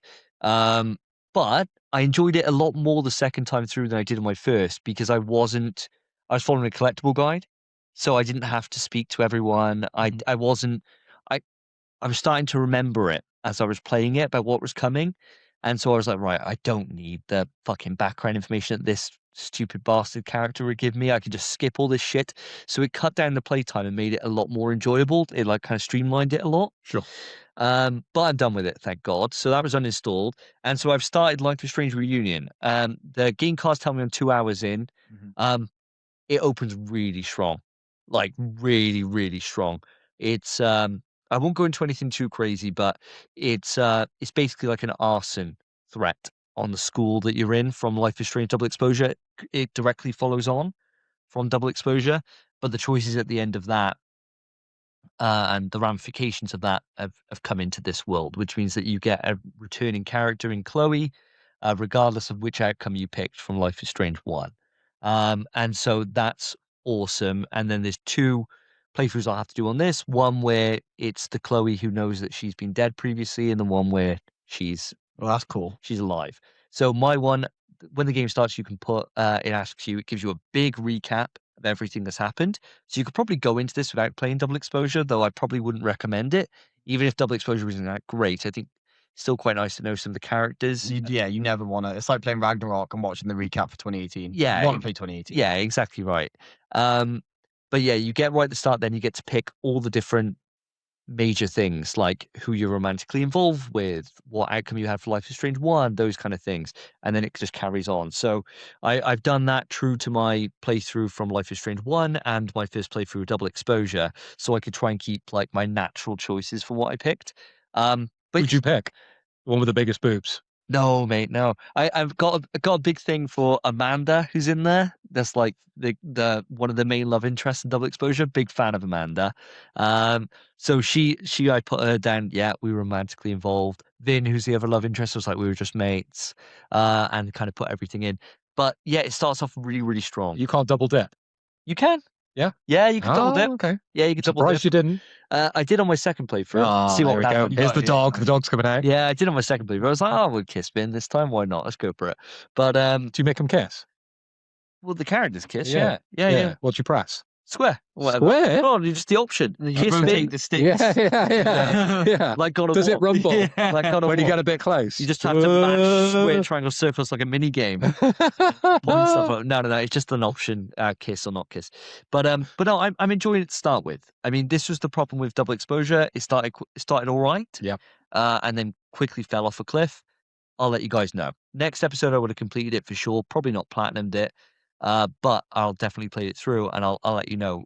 As it stands right now, I'm enjoying it, which is more than I could say more than I was kind of hoping for, I suppose. But hopefully, I come out of this and I'd be like, it's one of the best. We'll see. Lots of kissing in this one. Hopefully, mate. Hopefully, I can get Chloe and Max back together again as a couple. Nice. So that's how I played it. Nice. So it's going to make it a bit awkward with Amanda, who's my new girl. Oh, we'll see the drama. But I'll let you know on the next episode. And with that, we shall move it on to the quick news. Quick news. Quick news. Welcome, listeners. Welcome, viewers, to the best part of the show, or at least my favorite part of the show. And it is the quick news. And this time round, it is going to be fast because we've got the big quiz coming up in the topic and I can't wait to get drunk. So we're going to move past things as quickly as we can. Okay, we've got 4 opinions to get out. So actually, it might not be the quickest of news because we've got an extra tag along today on the show, Joe Thomas. He's going to give us some opinions as well. But we've been around scouring the latest and greatest of the PlayStation Nation news to present to you in the form of words. And Spencer, I'm going to come to you first for your news. No stipulations this week because we haven't got a king until later. Very good, mate. I will say, before I say my news, great enthusiasm and great intro to the quick news, mate. I like that. I tried to say it very fast. I know, yeah, I love that. Quick news. Yeah, seeing it in person is like watching the Michelangelo be painted in front of you. You know what I'm saying? Incredible. You're too kind, Joe. Incredible. Insanely kind compliment. Comments like that will only win you favour in my quiz. Oh yeah. Well, if this quick news is going to be quick, I'll be quick as well. So, lads, listeners, ladies, the ones that are there. Hello. Well, as always, I'm going to be bringing you the PlayStation Plus monthly games, this time for the month of April. These will be coming to the service on April 7th, and they are as follows. So we have Lords of the Fallen, Tomb Raider 1, 2, and 3 remastered, and Sword Art Online Fractured Daydream. And then this is also your last chance to get last month's games, which were PGA 2K25, Slime Ranch 2, Monster Hunter Rise, and Elder Scrolls Online Gold Road Collection. So, pick those up whilst you can. But obviously, April's games are what we're going to discuss. Now, Joe, as the guest of the show, I'm going to come across to you first. What do you think of these 3 games? Any of them stand out to you, and any that you're going to download and I presume platinum? Tomb Raider. Yeah. Definitely Tomb Raider. I knew you'd say Tomb Raider. I when it was announced, the Tomb Raider collection, it did, catch my eye, and I was tempted to get it. Now I don't have to. This is what I always do with games, to be honest, lately, is just kind of wait until they come to the service. There's enough there because I skipped PS4, so I've always had loads and loads of games on standby. So yeah, Tomb Raider's the only one. I don't even really know what Lord of the Fallen is, to be honest with you. This is the write-up for it. It says, overthrow a resurrected demon god in this all-new adventure set in an interconnected world 5 times larger than the original game. In Lords of the Fallen, you play as one of the fabled Dark Crusaders who must journey through the realms of the living and the dead to disrupt the reign of Edir, a cruel tyrant who has ushered in a new age of devastation for humanity. Along the way, you'll endure colossal boss battles and get to grips with a fast and challenging combat system. With 9 character classes and hundreds of weapons to choose from, you'll customize your hero and develop your own playstyle as you set out to defy the gods. You can't really be anything other than cruel as a tyrant, can you? No. Have you ever heard him described in any other way? A nice tyrant. He's a lovely tyrant. No, yeah. If you're a nice one of those, I suppose you're just a dictator, which even then has a negative connotation. Yeah, because it says dick at the start of the word. I don't think it's that makes the negative connotation, but maybe I never thought about it. What, a dictator? I think it is. Yeah, it's just the way you say it. As well, yeah. It's just a If you fierce- really, really pronounce the dick part, He's a dick. tater. I guess. I mean, you wouldn't say that to a dictator. He should be dead, and then they'd be a tyrant. Depends what type of dictator he is. Yeah, If he's nice a dick, then no. a dick. Yeah. Anyway, moving on from that. Joe, great choice, man. I'm right there with you, bro. Tomb Raider 1, 2, 3 is the only one on this collection I'm interested in, and it is exactly the same kind of thing as yourself in that when it was announced that it was coming out, 'cause it only came out last year, I think. Yeah. I was like, fuck, I really want this. Especially like just the little things, there's going to be a trophy for, like putting the butler in the fridge on 2. That poor guy. He's been in so many fridges, that guy. It's freezing. It's Cold. Yeah, those kind of things. I was like, yeah, do you know what? I really want to go back and play. It's been a long time. And remastering them, it means that they're not going to be as janky as they once were. There's probably been some improvements when it comes to like navigation and things like that, right? I wouldn't mind giving it a go, especially as the full remake now has been announced for Tomb Raider 1, which I'm so looking forward to, hopefully by the end of this year. It's a great time to dive in. But there was just too much going on at the time, so I never picked it up. So now having it in the back catalogue that I can just play whenever I want, awesome. Am I playing it anytime soon? Fuck no. No. But nice game out of the 3, and the other 2 I really don't give 2 fucks about. One for the Portal. That's what I was going to say. It's That's absolutely Yeah, one for beautiful. the Portal. Yeah, Absolutely. hit the jingle. Yeah, 100%, dude. Yeah, definitely one for the pool. I've got a few days in London away with work this week. No, not this week. In a couple of weeks' time. And so if I'm not done with Life is Strange, then this would be a perfect time to start one of those on the run up to Saros. Like Tomb Raider 1, it's not that long. You can kind of blast it, especially if hopefully things start coming back. If they don't, then I might be stuck on these puzzles for a while. But hopefully it starts flowing back, the memories. And it's not just how quickly can I kill myself by swan diving off the rock right at the start onto the ground, Bound to be a trophy for that. Yeah.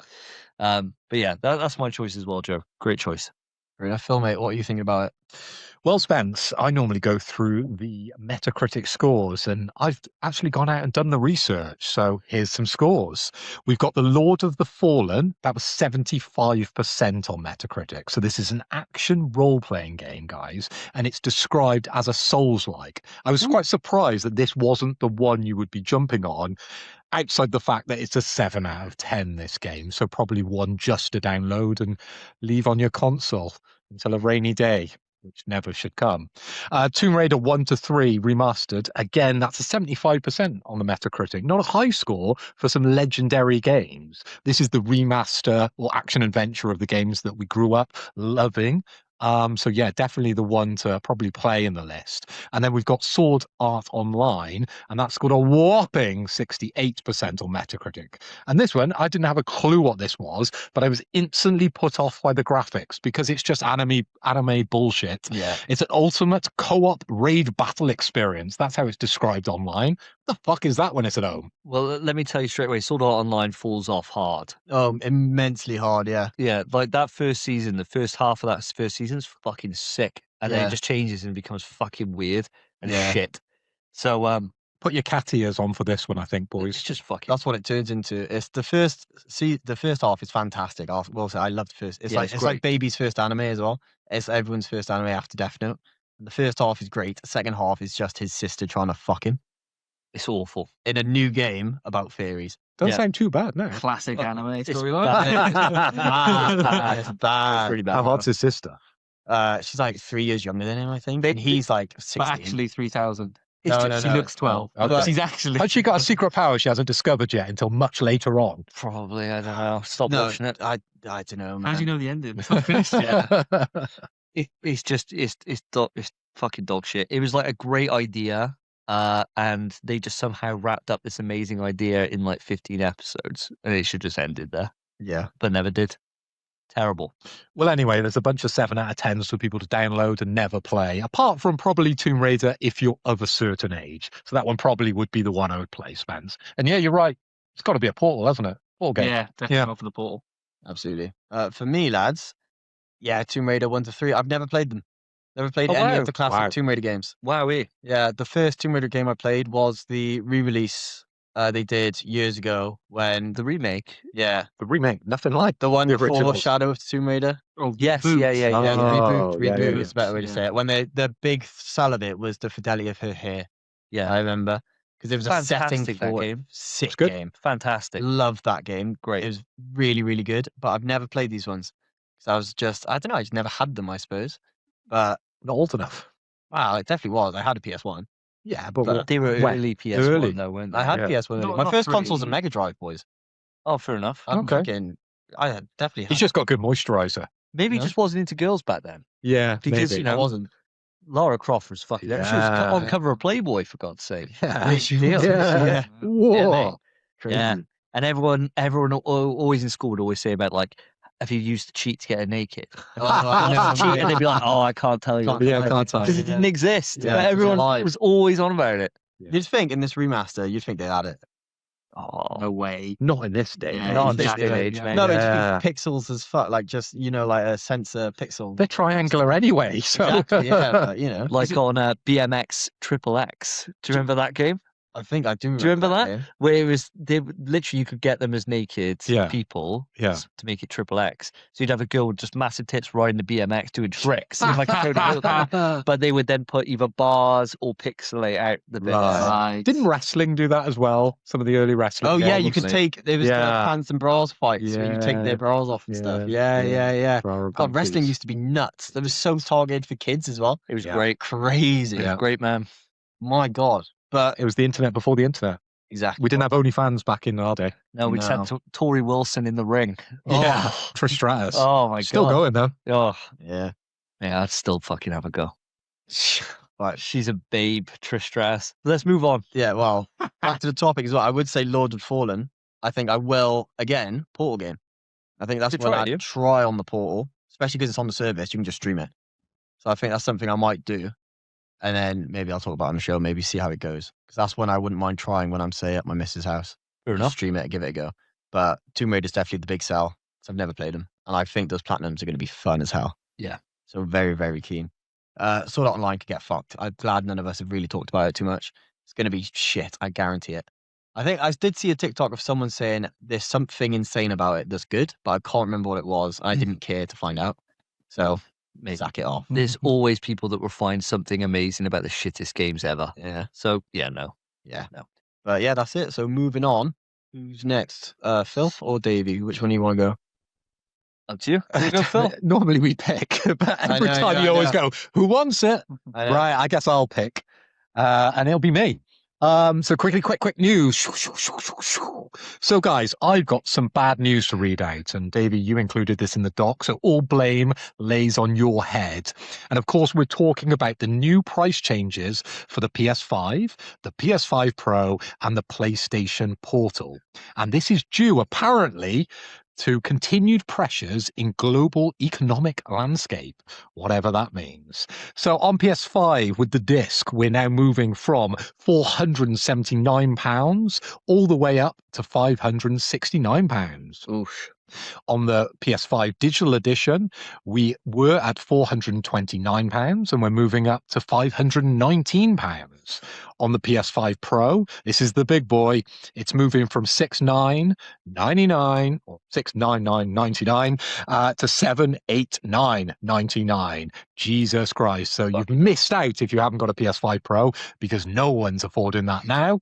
On the PS5 Portal, that moved from just under £200, a penny under, now to £220 or £219.99. So the consoles have roughly gone up around £90.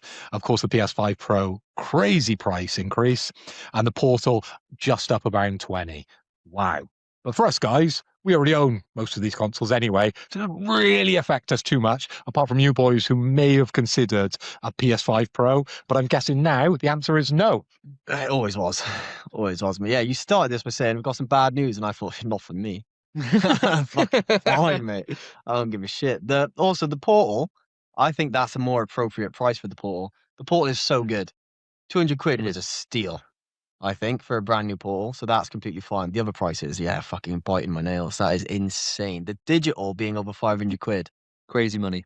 Insane. When it was like the original price for the PS5, because we had a price increase before, the physical PS5 launched at 450. Now digital is 520. Mental, no. What is going on? It's just the world at the moment is just so fucked, because it used to be a case up until this generation, it was always the case that the longer you left it, the better value you got, in terms of you got it cheaper, you got a new revision that was maybe slimmer, a little bit sexier potentially. It would always be the case that the longer you left it, the better chance you had of getting a fucking deal. Whereas it's the first console generation, and this isn't just here, this is the Switch is anticipated to go up in price before the end of the year, so I'm quite thinking about going for a Switch 2 early. Microsoft's already been doing a few of these as well, so it's hitting everyone. It's the first time we're getting in on the ground and getting in there early has really paid dividends. Yeah. Because, coming into it later like this now, it's just fucking so exorbitantly priced. But paying like for the digital console now and being £519, that's supposed to be the entry version. Great, Yeah. It's fucking nuts. It is nuts. And I mean, for me, you're asking about the PS5 Pro. It really was when it was dawning towards the end of March and these prices were coming up. I was really debating putting the money down and getting a Pro. The problem is that I don't have the TV to support it. And your microphone's bust. And now my microphone's bust. So I'm glad I haven't, Yeah. But no, I haven't gone for it. So it's one of those things that I'm not getting a Pro this gen. Just not going to bother. I'll just wait Skip till it out. PS6. Yeah. Thing is, everyone's just going to have to work harder, aren't they? Do a couple extra more shifts to be able to afford it. Damn brokies out there. Yeah, get another job, you fucking Yeah, losers. everyone's got a side hustle. He sells Kit Kats on the side. yeah, exactly right. Damn straight, bro. Can't believe the Kit Kat shortage has done this, by the way. I know. How does that happen? Knock-on effect. I did just check. The digital launch price was $380. Whoa. God. Mental, innit? Yeah, and it's shot up to $520. It's absolutely outrageous. I do feel sorry for anybody who was thinking about getting a PS5 this year, like especially like GTA's around the corner. I've got a friend who's looking now, because since Treco, he stayed with us, we had the PS5 there the whole time. We were just playing on-off games, and he's like, that was so good. So now he's looking at a PS5, and he's like, fucking hell. He's picked the worst time. Yeah. Yeah, and he doesn't want a second-hand one. He wants a new one. Oh. Do you have a PS5 Pro? No, I would have one, Yeah. but out of principle for not having a disc drive, I have not bought one. With the disc drive, the stand, and every other kind of like stick-on thing you need for the PS5 Pro, it's exorbitantly priced now. It's crazy. How much is the stand gone up? Oh, How much has the stand gone up? Is that 200 now as well? Brand pricing's pushing that right through the roof Yeah. on the stand. Isn't a Thank you, 70 Trump. quid? That's ridiculous. Yeah, if it was really the fact that Sony, because they own Blu-ray, you want it to be able to play Blu-rays, right? So it really is just like a scummy move, to not have a disc drive on it. If you own the actual thing itself, like to not put it on there seems to be really no reason to not do it, apart from just to be a bit cheap. Yeah. For something that's very expensive. And one question I did have, is this just direct from Sony? Do you think Amazon are gonna hit these There'll be a prices? knock-on with all of this type of stuff. If Yeah. Sony are increasing their prices, everyone's just going to see this as an opportunity to make an extra couple of bucks, and they've got to. You know, it'll just change the RRP, won't it? It will, yeah. I can't imagine it changing the second-hand market No. because people, Well, it will. The demand will go shooting up. the demand will shoot up. So but I then, don't as soon think as the so. I demand goes suppose, up, yeah. everyone will cash in on eBay. As soon as people hear the podcast, they'll be like, right, change those prices on eBay straight away. Yeah. CX will be onto it. With GTA coming out as well. Yeah, you're not wrong. The only thing that will happen invariably is that you do get those sales like you do for Black Friday and stuff like that. So there is opportunities if you do leave it until like next Black Friday that you probably will find it cheaper. But getting it down to what we've been paying or what people have been playing before this rise, probably unlikely. They haven't put the VR up, have they? No, well, fuck, no one's buying that. Have you sold your original PS5, Phil? No. Oh, keep it's that. sitting on a gold mine now. I have both, and I regularly use both. Oh, So my setup currently is the PS5 Pro in my living room with the surround sound and the good TV. And then my original PS5, I have that in the office for multiplayer, and it's connected straight into my router, wired. So I've got the best connection. I'm playing Marathon. There's no advantage of playing on the PS5 Pro. Yeah. So it works out quite well. It's pretty good. It's crazy there's no advantage for the PS5 Pro. I know, Not that kind currently. of wild. Yeah, Like not Sony's, currently.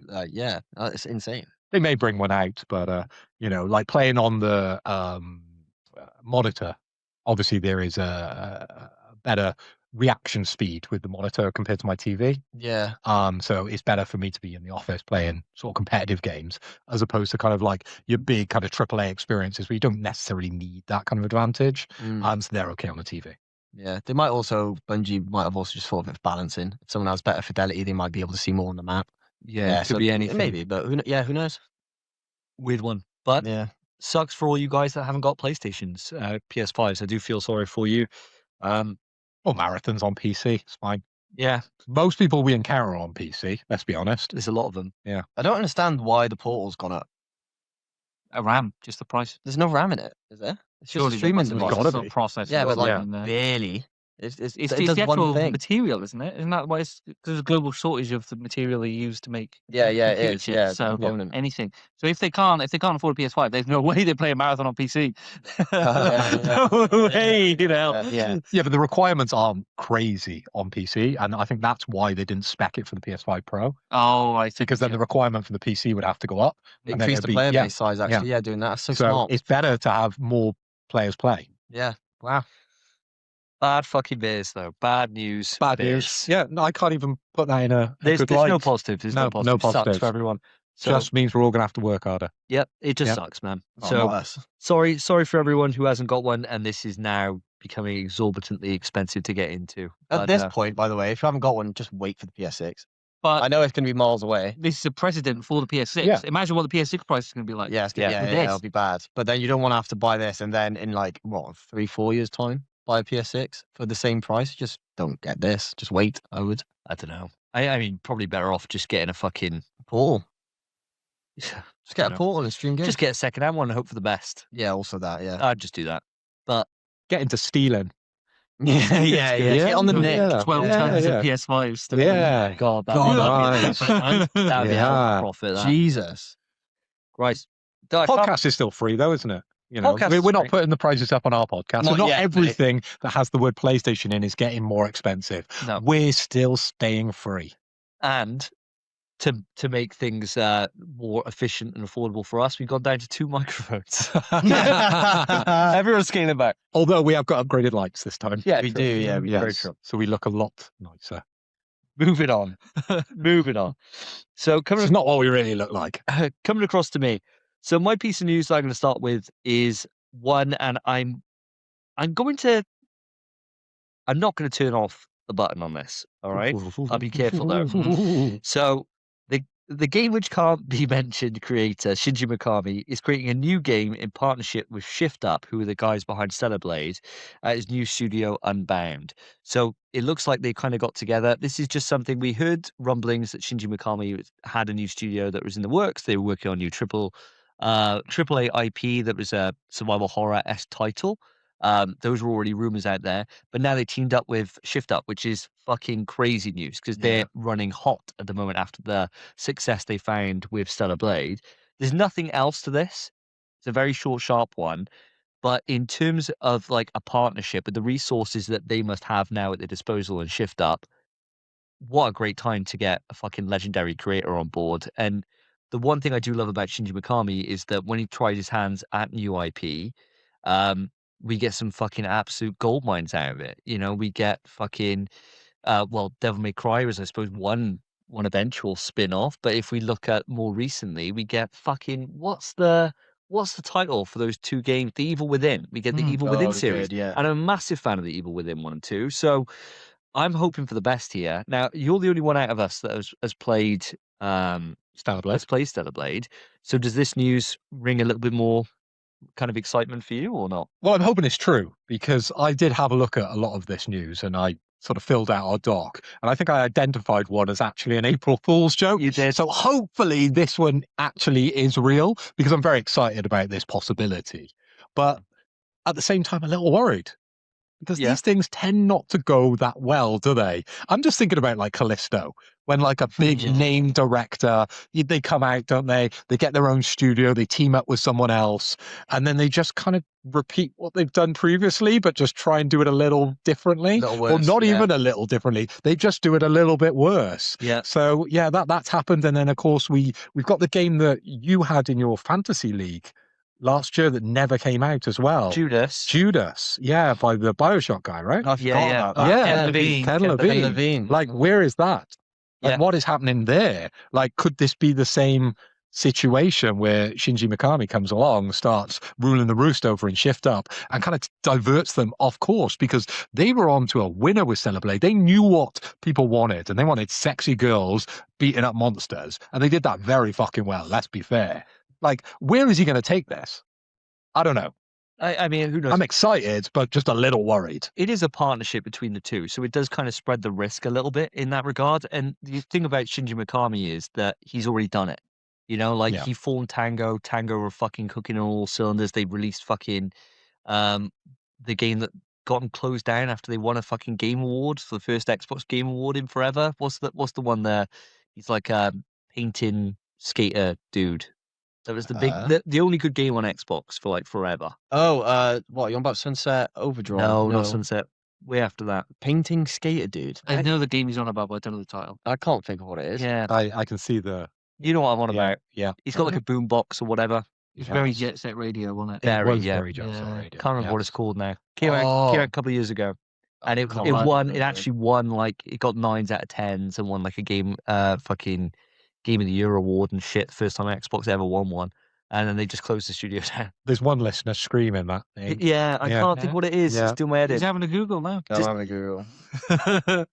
Go on, give us a Google, Spence. Hit the I jingle. don't even know what to search there. Just put Tango GameWorks games. Just put top 10 Xbox games.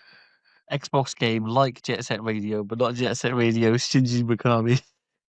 Put Tango GameWorks. Are you on about Hi-Fi Rush? That's Yes. Hi-Fi Rush. That's exactly what I'm talking about. So he's done this before. So I've got a little bit more confidence in it. Then again, I haven't played Stellar Blade outside of the demo, so I can't really talk on Shift Up's quality. But Great demo though. fucking fantastic demo. But I'm excited nonetheless. What about yourself, boys? Joe, let's start with yourself. Does this news do anything for you? I'd rather him come back for game that can't be mentioned 10. I feel like 10 is such a pivotal number. Get the band back together. That'd be fucking Find them. nice. Find the people. Make them do it together. He's already made his fucking masterwork in when he came back to do the game which can't be mentioned 1 remake.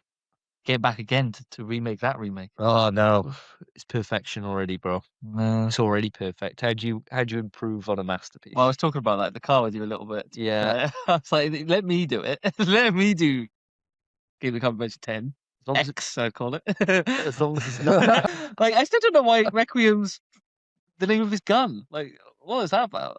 Yeah, But weird. Leon was in the Yeah. name, wasn't it? Because it all like switches around in.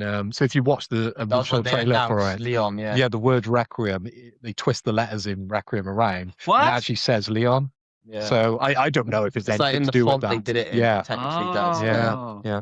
Oh, I didn't But- see that. You Like guys, backwards, upside down letters spell out Leon, basically. you guys playing it very fucking close to hitting this button. By the way, Yeah, that's yeah, fine. You've all been very good, but Yeah. and just let you know, this is normally where one of us lets it go. It goes horribly wrong. I've been a sucker for too long on this, and I'm just warning. You know, I'm You were the passing last it one that down. got caught. Yeah, When I I think was Paul- listening in the car, you just said it. yeah, I was it was, listening, it was bad. It's bad. So you're thinking then, Joe? I would rather, you'd in a rather perfect world, come back he to would, Capcom. yeah, he'd come back, do 10. We need you, Shinji, bro. And then you could maybe take him on as like not like a permanent new Capcom employee or whatever.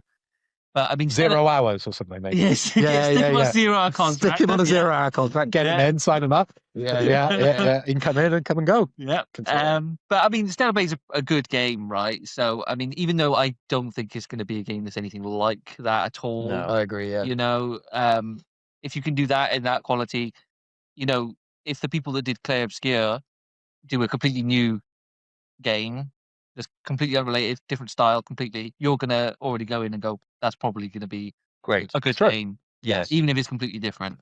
What about yourself, Spence?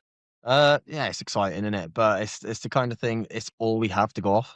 Yes. So until I see more, I can't really get excited about it. Yeah. It's a cool bit of news, very cool bit of news. I'm hoping it leads to something fantastic, but we don't know yet. Yeah. Wait and see. What do you think of the name? Unbound. For a studio, Yeah. It makes me think of Need for Speed. I'll be honest, especially in Yeah. all caps. Unbound. Nintendo almost I putting don't- out the lawsuit. I don't know. It's fine. It's Yeah, just very just Kind of nothing. uninspiring, isn't it? Yeah. Unbound. Mate, some Because it could be studios- anything. Yeah. Some studios have just terrible names, though. Yeah. I'm trying to think of an example in my head. Oh, Naughty Dog. Vision Molecule. Jesus Naughty, fucking mate. Christ. What are they up to? So we're moving on that regard. So back around to yourself, Spence. So, quick news. For my bit of news, we're talking about one of our recently big favorite games, Marathon. Right. Yeah, we get to chat about it a bit more. Hell yeah. But this time, not actually about the quality of the game, but in how well it has done. So we are talking about the sales of this game. So Marathon has reportedly sold 1.2 million units across all the platforms, especially Steam has sold 800k, which amounts to 70%. PS5, 217k, so 19%. On Xbox, 133k, so 11%, which is apparently a gross revenue of 55 million. Jesus. Now, I can't remember, or if we even knew, how much Marathon cost to make. But- They've come out and said that's still not enough, though. Yeah, it won't be enough. They're saying that Sony isn't pleased with that performance. In the article I read, I don't know if it differs what you've been reading, Davey, but from what I've read, it says that that was kind of to be expected, but it's not something that they're completely like pleased with. They want more. It sounds like a lot of money when you put it like that, but no, they're not pleased with those figures. It's very low. It's very low. That is 1.2 mil. I mean, looking at this, just an AI search, so take this for what you will. But they estimate the budget was 200 million because it was in development for a long time. Yeah, it was. And they had to restart a bit, didn't they? They Yeah. did, yeah. Cut back and And they have to pay off that designer. Yeah, get him on. He's Yeah. in the official credits now. It's not great. It's not that high. But I'm just hoping that it's one of those things that it's for its sake. It's like a groundswell because it's one of those things that you go on Twitter and maybe it's just our algorithms, right? And maybe Joe, you could be the one that speaks on this a little bit more, being on the outside. But for me, all I get on my Twitter is either tits or Marathon. Right? I get a lot of porn for some reason, like loads of porn. I wonder like, why. No, literally, it's nuts. It's all the time. It's fucking everywhere. It's annoying as hell. So the right wing stuff's calmed down, is it? The right wing stuff's gone Good. down. Good. That was your YouTube Shorts, wasn't My Instagram's crazy. Right wing. It's nuts. It's absolutely outrageous. The stuff I share with you boys is like the tip of the iceberg, man. There's some fucking suspect stuff in that. But my Twitter algorithm is just tits or Marathon, and that's it. So I'm hoping that there is like a bit of a groundswell on this, and I think it's one of those things that's a bit unfortunate with Marathon that you do need to put the time in to get the most out of the game. Yeah. And I think even a free weekend or like the service slam just wasn't enough time to be able to get the hooks in. I think you probably need to give like a free week or even maybe longer than that to people as like, maybe I don't know, like a 52-hour trial or something. Not 52-hour, that's crazy. I'm just thinking about work week, but like 52 hours. yeah, sorry. So you get just over 2 days. Yeah. Say for example, you gave people, I don't know, 10 hours, a 10-hour trial, which they do for some games. You get like a demo, don't you? Which is like the first 10 hours, and they're like, Premium as well. you yeah, get. this will cross over into the main game, right? I think they do need to do something like that because in 10 hours, I was fully sold on this game. Yeah. But if I'd stopped after 2 hours, I would never have gone back. Yeah, I know what you mean. Yeah. Yeah. I feel like we've got a counterpoint to that because I feel Go for like it. if you had like 10 hours, you just like, yeah, the experience itself was kind of fun, but the whole game's about like collecting stuff. So then you just kind of be like, well, I got a couple of blue items, and that's You may not that's even the get game. blues at like, 10.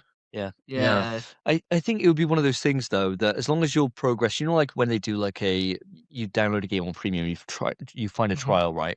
And that creates save data so that it's When there you for you purchase when the you game, purchase the game, you yeah. can carry on from that point. Oh yeah, 100%. I think if they did something like that and put a free trial out that was like 10 hours of in-game time, not just 10 hours of a timer and then that's over, because that would only be one play session for someone. If it was actual in-game time of 10 hours, I think that would be enough to really get some people kind of hooked on this and to bring bigger numbers in. And it might be a way to be able to uplift the PlayStation numbers, which are the numbers that are letting it down here. Xbox, I'm surprised looking at this, has such a high turnout. 133,000 yeah. sold on Xbox is fantastic Closer for them. to PlayStation than I thought it'd be. Yeah. It's crazy. PS5 are the people that are letting this down at the moment. Steam are really, 800,000 on Steam's not bad whatsoever.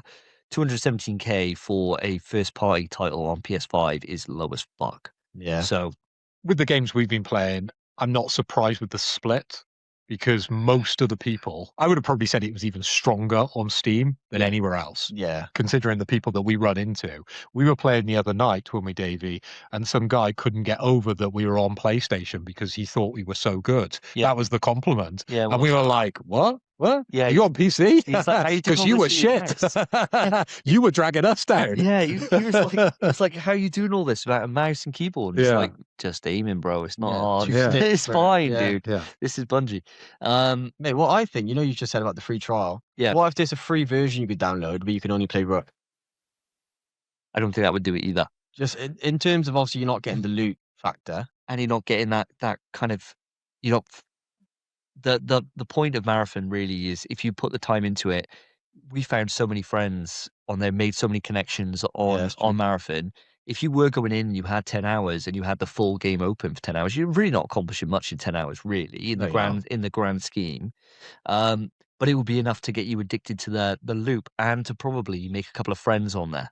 That you then like, you're going to go in and do another run with, because people are really keen. If you have a good team, we had a guy, didn't we, before that we ran with, and he was like, yeah, I'll do whatever you guys want. It's just to have people on mic and to be chatting and to have an actual game plan and that kind of thing. That then after you make your connections with them and then you can join and unfortunately people they've been sending us invites, but we're together as a trio at the moment. I guess the problem with this really is just down to how they launched it, really, because you had to pay to get involved with this game.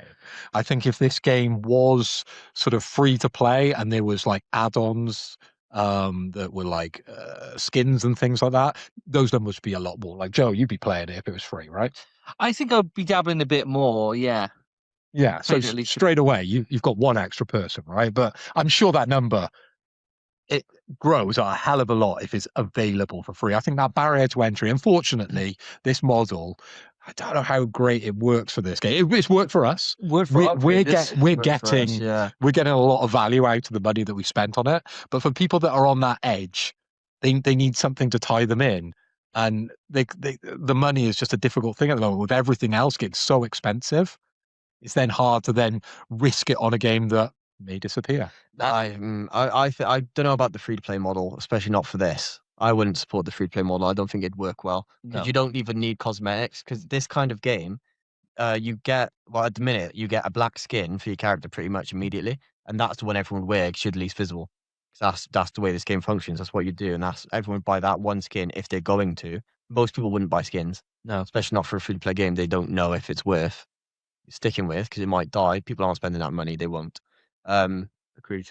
They're never going to flip flop. I'm not saying that, Spence. I'm just saying their initial plan to make us pay for something like this has definitely affected those numbers. I think Yeah. it's just. I think it's just a different sell from Arc Raiders. Arc Raiders were able to do This it. is what I was about to say as well. Yeah, Carry on, mate. Look, Get most your point. most of the players of Arc Raiders, it's like the console war, where people would be PlayStation or Xbox. There is a big conversation of people that are either Marathon or Arc Raiders. A lot of Arc Raider players refuse to go with the Marathon because they don't want to. They want to stick with Arc Raiders. But then I've seen a lot of people who are playing Marathon say they're completely different vibes. Arc Raiders is more kind of a role play. You go in, you make friends, and that is what it is. Whereas Marathon's a lot more competitive, a lot more you're going to kill people when you see them, rather than try and be friendly and share loot and pick each other up. Yeah. It's a completely different game, but a lot of the Arc Raiders players don't want to find out. They just want to keep playing their Arc Raiders game, which you can't fault. No, this is what it Fair is. enough, but I think Marathon was released quite.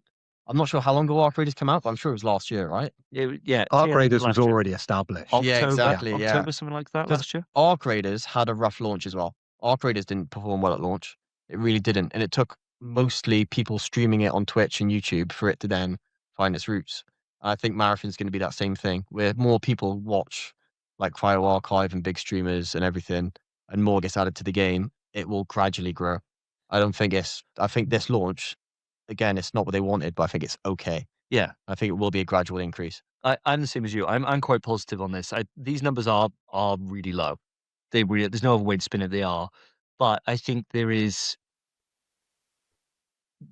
light here in that there's so much to do, and that if the noise keeps building, and this is why I kind of want to ask you, Joe, in terms of your Twitter, do you get a lot of Marathon content on yours or not really? Not at all. None. Not at all. Must No. just be geared towards me then. Yeah, I didn't even know the game was existing until I heard about it on this podcast. Wow. This podcast. Yeah. Wow. Yeah. Well, you learned something on our podcast. I'm not too surprised about the Like Xbox fish don't have numbers. tongues. Well, being higher. I think a lot of people who still had their Xbox are like, yes, a Bungie game. Yeah, A also Bungie game Also has come true, back. yeah. I can Yeah. finally buy a Bungie game on my console. That's a great point. I got a thing that I just thought of then while you guys were talking about how to, because it is a Sony PS5 game, right? Yeah. Stick it on premium only. What do you mean? For what? Like, if you have extra or PlayStation Plus extra, you can't play it. If you have premium, And it's a free to play game for you can premium players. can play. The problem is there's not really that. I don't know if I agree with that because then the player base would be too small that people wouldn't. No, but you could buy it physical. Yeah. But then if you have premium, you jump in. now. Yeah, it's Oh, free okay. for premium only people. Oh yeah, I don't mind that. Yeah, I don't mind that. I suppose. I guess. I'm kind of. Yeah, I wouldn't be against it. But where does the revenue come from? That's from the that? thing. I think You're spreading it too thin at the top, aren't you? Because you're adding so much. All these extra services are trying to come into premium to get people to sort of join, and then all those things cost money. And the thing about premium is they're the most hardcore players of PlayStation, I would say, generally. Are your premiums? They're probably the people that would go for this naturally Probably the anyway. most. Yeah, the people that 90%. bought it probably. Yeah. Yeah. I think you probably I think I'm just sold on my own idea, if I'm honest, of just having a fucking extended trial. But just have it just different from the normal trials in that it's fucking based on like a window. You know, like you start a 2-hour trial, you've got to sit there for those 2 hours, otherwise it expires kind of thing. Where you could just have it be on in-game time and just have an extended trial. Because I think like it is that thing, there's people that checked it out on the server slam, probably didn't do them any favors, right? If you went in on your own, it's confusing as shit. You don't have a clue what the fuck's going on. Nobody knows. You're all trying to figure out together. Not going to do anyone any favors there. And it was only from kind of our own persistence, I suppose, we're sticking with it and getting past that initial barrier that we were able then to see the kind of the gold that we're in now. Whereas now these people coming in, everyone's so helpful that people would definitely fucking be helping.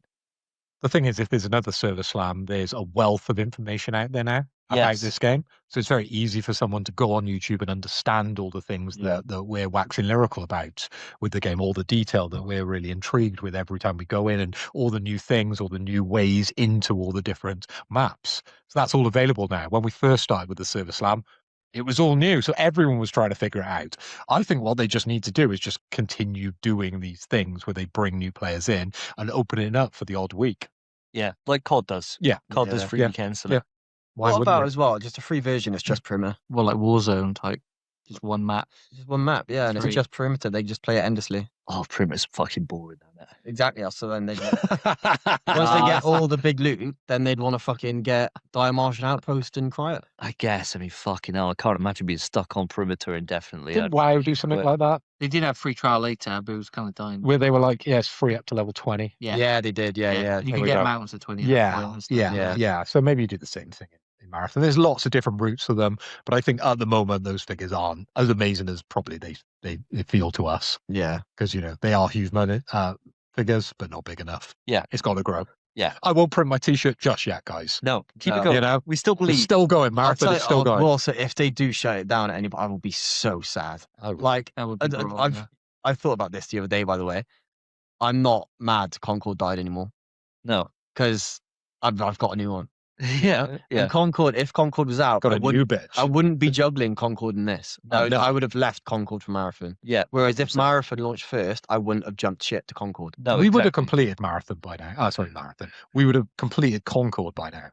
Yeah, We'd have been but too good at it. We'd already turned pro. It's true.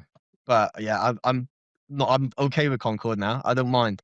So Marathon, please don't let it happen to Marathon. Yeah. We'd be a Please, dream God, I would be representative. so devastated if it happened to Marathon. I love this. That game and so Harry much. Potter. That was the other game we were going to turn pro for, wasn't it? Oh, Quidditch champions. Quidditch champions. Quidditch champions and Concord. Yeah. That's our team. The problem is Quidditch champions. We were shit.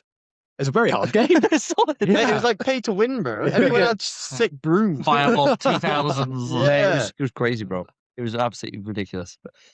So over to you, Phil. Yeah, go on. Move on. Quick news. So more bad news because Davey wrote the top. PS6, it could cost $1,000, says the analyst. We're quickly moving towards a world in which $1,000 console could be the norm, and the console gaming will be a luxury expenditure. Now, Spencer, I'm going to come over to you first because you have just sort of entered back into the luxury expenditure era, haven't you? You've got a really great job, you're getting paid loads of money, and you're starting to spend money again, which is great to see. Do you feel like gaming is that luxury expenditure for you? I'll be honest, I do. Yeah. I really actually do. Like $1,000, it seems like a big ask, but really for the amount of time and pleasure. Wow, the issue is games cost so much as well. You can't, your console's shit without any games. But Just a DVD player. yeah, Unless you gotta you're buy Joe. DVDs. Yeah. Unless you're Joe, you don't hardly buy any games, do you? Yeah, it's true. Get Yeah, I all the suppose. service. But I'm paying 110 Yeah, plus a year for premium. Yeah. yeah. But yeah, I do think it is a luxury expenditure. I genuinely do. I think $1,000, if the console was worth it, I would chuck $1,000 down. Yeah. Because you've got that then for what, 7 years of just like what I do now. I'm always going out and I'm always spending fucking 60 quid a day. And there's so much money just gone. Whereas if I stay in and play on my console, I'm spending niche. Yeah. And having a great time, just playing with your mates. Yeah, I think gaming is it's a big upfront cost. But then the amount of time you get with it is probably really the cheapest source of entertainment there is, I think. And the thing is, right, if you look at the PS5 Pro with the price increase, it's already near enough £800. Yeah. You add on the disc drive and the stand and the sides and your Pro controller and your subscription, you're already over 1,000. Yeah. And that's dollars compared to pounds, what we talked about earlier. So I don't think the increase is as crazy as probably I've made out in my introduction. But for you, Davey, $1,000 for the next PS6, would you be buying it? I would be buying it.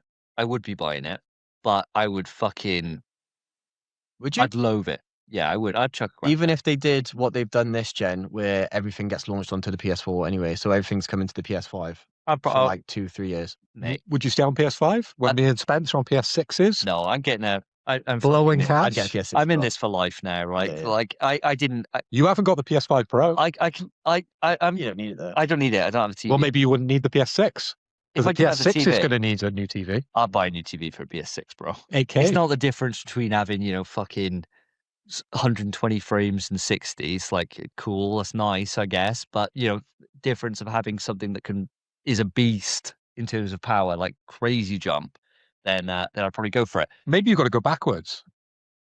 you go PS4, right? Then you could sell your PS5, get yourself a new mic,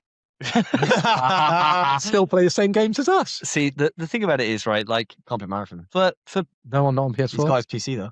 Ah, yes. for PS6, right? PS6, if it is a grand, it will be a fucking kick in the It will teeth. be. It will. Yeah. I think the thing that will make it slightly more acceptable, and this sounds wild to be saying this, is that Xbox is going to go first. And their console we already know is going to be like over a grand, right? So I think if it then comes in cheaper than whatever that is, it will feel better. Yeah. Does that make sense? It does make sense. Does that make sense? It's a Yeah, comparative, complete, innit? complete sense. Yeah. So I think that will take the sting off it a little bit. Whichever one goes first and reach that grand mark, it's going to be like, holy shit, okay. But then you'll kind of have in your head, okay, we can kind of expect this is going to be whatever it is for the next one, right? For whatever that next competitor is. Personally, though, when I think about it, back in like the 80s and 90s, console gaming back then was really a luxury, right? Like some of the consoles were crazy money, weren't Yeah, they, well, back then? PS3. Yeah, yeah. Crazy, Well, yeah. crazy yeah. That was expensive during the 700 quid, time. yeah, $700 on its launch. There was, but even if you go earlier than that and you go like way back, consoles were expensive. They really were for people's general income. And it looks like it's going back that way now, which fucking sucks ass. It really does. And I feel sorry for people. I mean, for me personally, I'm doing all right. Like I can drop a grand and it wouldn't be the end of the world, right? Like replacing this mic, if I gotta buy a new one, 300 quid, I can just put that down. That's not a problem. But for the mum and dads out there who got kids and they all want a PlayStation 6 and they're all a grand, that's gonna be a fucking pain in the ass. You getting cast one? PS6? Yeah. No, you get my PS5. £500. It's your Christmas present, son. It's my old console. The thing I don't get whenever everybody complains about, consoles are getting so expensive, games are getting so expensive, people don't even blink at spending £1,000 on a PC. No, I know. You can spend over £1,000 on a graphics card, a component of a PC. Literally, these figures aren't crazy prices. And what you're getting from them, as Spencer said in his sort of introduction for this, it's just pure quality at the moment. If you're on the PlayStation side, there is so many amazing experiences that we're going to get on PS6 and we're currently playing on PS5. The future's bright. It's great that we're able to spend this and they're not trying to cheap us out and trying to go down the streaming route and have like a fucking 30 quid thing that plugs in the back of your TV where it streams everything online and you've got to pay a subscription. We're not going down that route. No, we're going to have a beautiful object, expensive object in our house that we're literally going to worship. So I've got no problem with it. Yeah. Joe, Well, go on. Depends if it's got a disk drive. We don't know that yet. It might be a streaming device. I think that's for me what would depend on the day one is like if the disk drive is separate and it's like 100 quid as well. I like out of principle in my soul, like I don't know if I can do that. It's difficult. It was a difficult thing to do, especially because when I bought my disk drive for my PS5 Pro, it wasn't in the shops. So I had to scour the internet for it. And it took me ages to get one. And I had that PS5 Pro in my living room and I'm totally physical. So I couldn't play the games. So I had the game. No, sorry, I had the PlayStation. I had the TV. I had the games, but no disc drive. So yeah, it's a big kick in the teeth, mate. I think the second thing as well is if that's $1,000, if they carry on with this tradition of $1,000, but it's also £1,000, when that doesn't make any sense. Yeah, bullshit. That is the dumbest thing in gaming history, I think. Go back and buy them in America, shouldn't we? Yeah, I mean, the thing is, all we can hope, right, is that, and it doesn't look likely with the war now in Iran and all that, but hopefully we get to the point where by the time the PS6 is kind of being produced and it's coming out, they've already there's been rumors that it's been delayed and it's not coming out in like 27, 28. That may potentially even be pushed further. Hopefully by then the world isn't fucking crazy. Yeah, maybe the government sorts themselves out. Hopefully, like Trump will be out of office or something. We don't have like sanctions. We don't have all these fucking tariffs, all this bullshit stuff Trump would do. Hashtag. Fucking hell. Let's get it started, yeah. Hopefully the world's just in a better place so that things can kind of return to normal, right? Maybe the AI boom has kind of gone down a little bit.